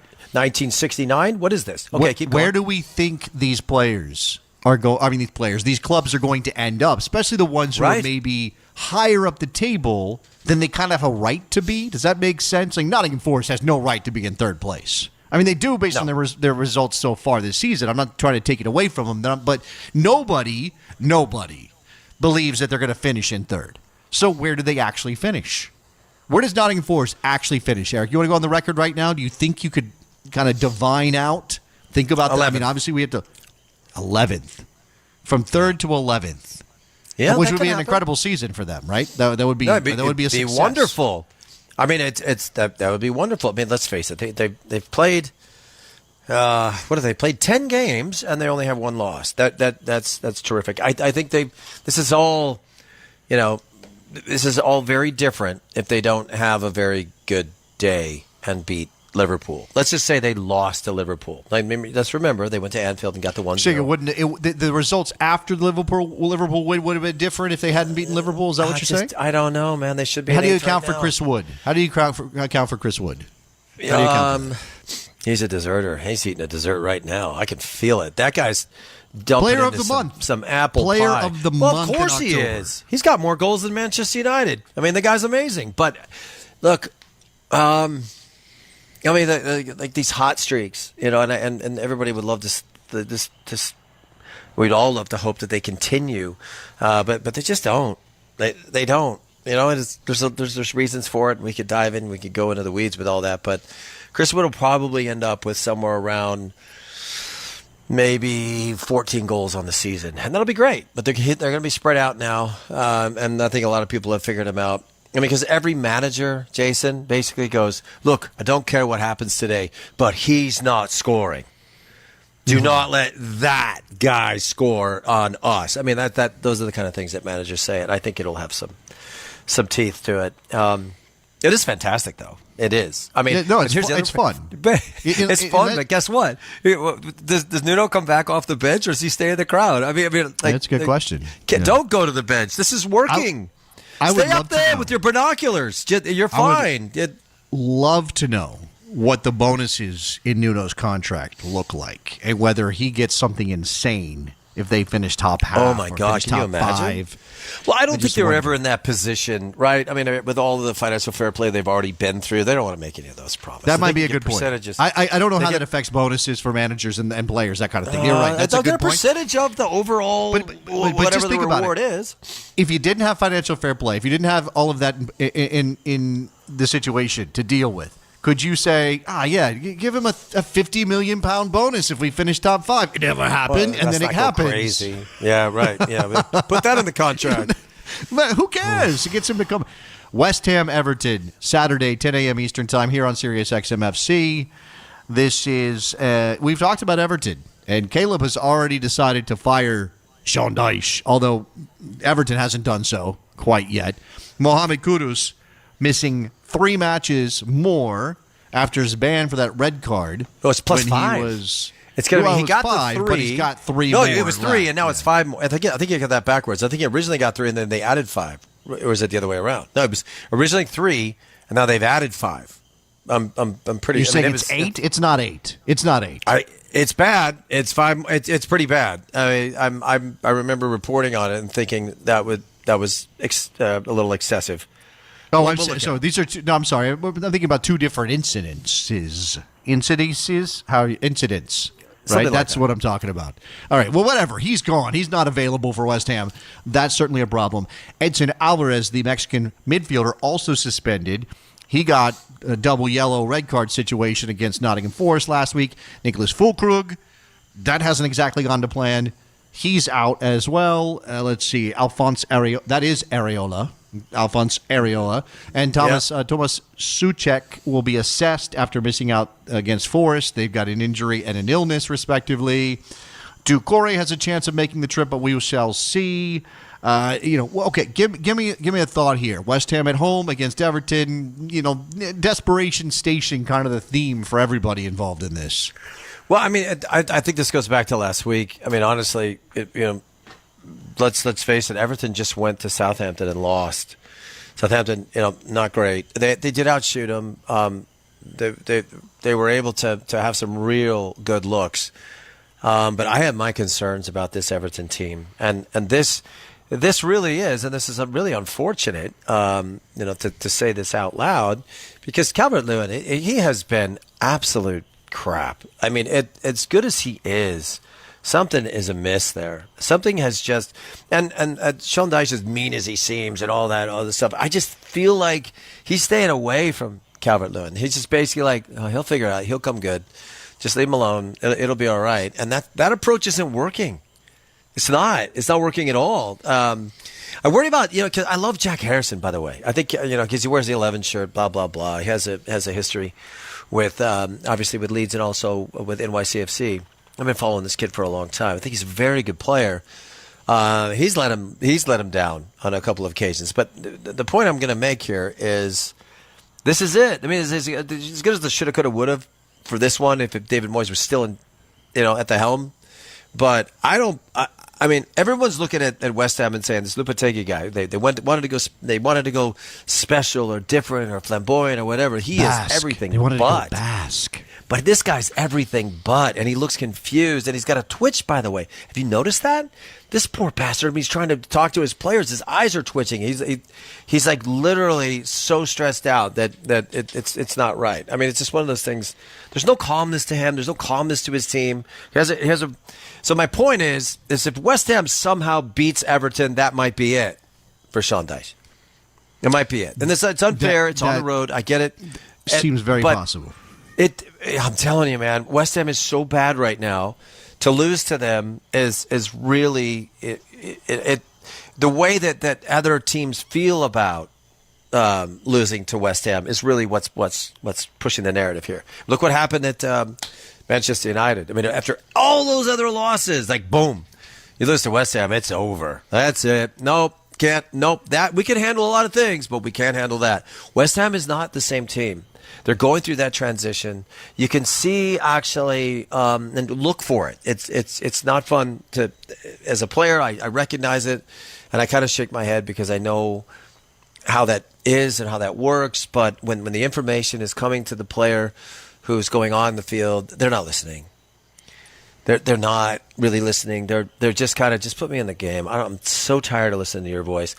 And the other part is I have yet to see Lopetegui actually shake a player's hand who's come off the field. It's a little minor detail, but it's a thing, man. You have to have a way of communicating with people and inspiring people. I just think Lopetegui is not the right guy. He really isn't the right guy for this club. Not the culture of that club, the way that they play, the way that they want to play.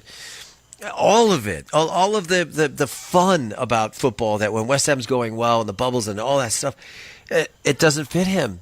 He's just the wrong fit. I mean, so honestly, I don't know how it will go, but whoever loses this game, I would the meter's basically floating in the middle, and then it's going to go boom, you're out, and it might be Lopetegui, and it might be Sean Dice. One of these managers might lose their job because of this game.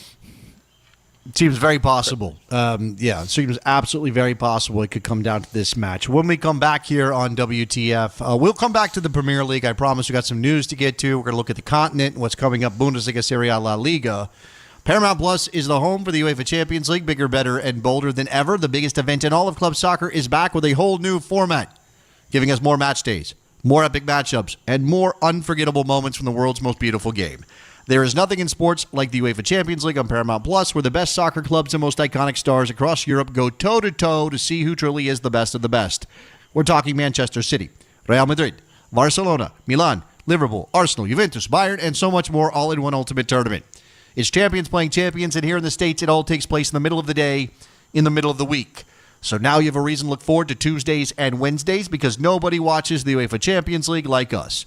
Stream every UEFA Champions League match live exclusively on Paramount Plus. Head to ParamountPlus.com/live sports and try it free today. Focus your mind, reduce stress, and rest easy with instrumental lo-fi hip-hop channels in the SiriusXM app. Start the day with an upbeat jolt of Lo-Fi Cafe. Stay in the zone with Lo-Fi Study, or drift off to Lo-Fi Sleep. Explore them all at home on Alexa, Google Home, smart TVs, and everywhere on the SiriusXM app. Just search Lo-Fi. Imagine relying on a dozen different software programs to run your business, none of which are connected, and each one more expensive and more complicated than the last. It can be pretty stressful. Now, imagine Odoo. Odoo has all the programs you'll ever need, and they're all connected on one platform. Doesn't Odoo sound amazing? Let Odoo harmonize your business with simple, efficient software that can handle everything for a fraction of the price. Sign up today at odoo.com. That's ODOO.com. Don't miss an epic clash from Italy's Serie A this weekend on SiriusXM FC. Marcus Thuram!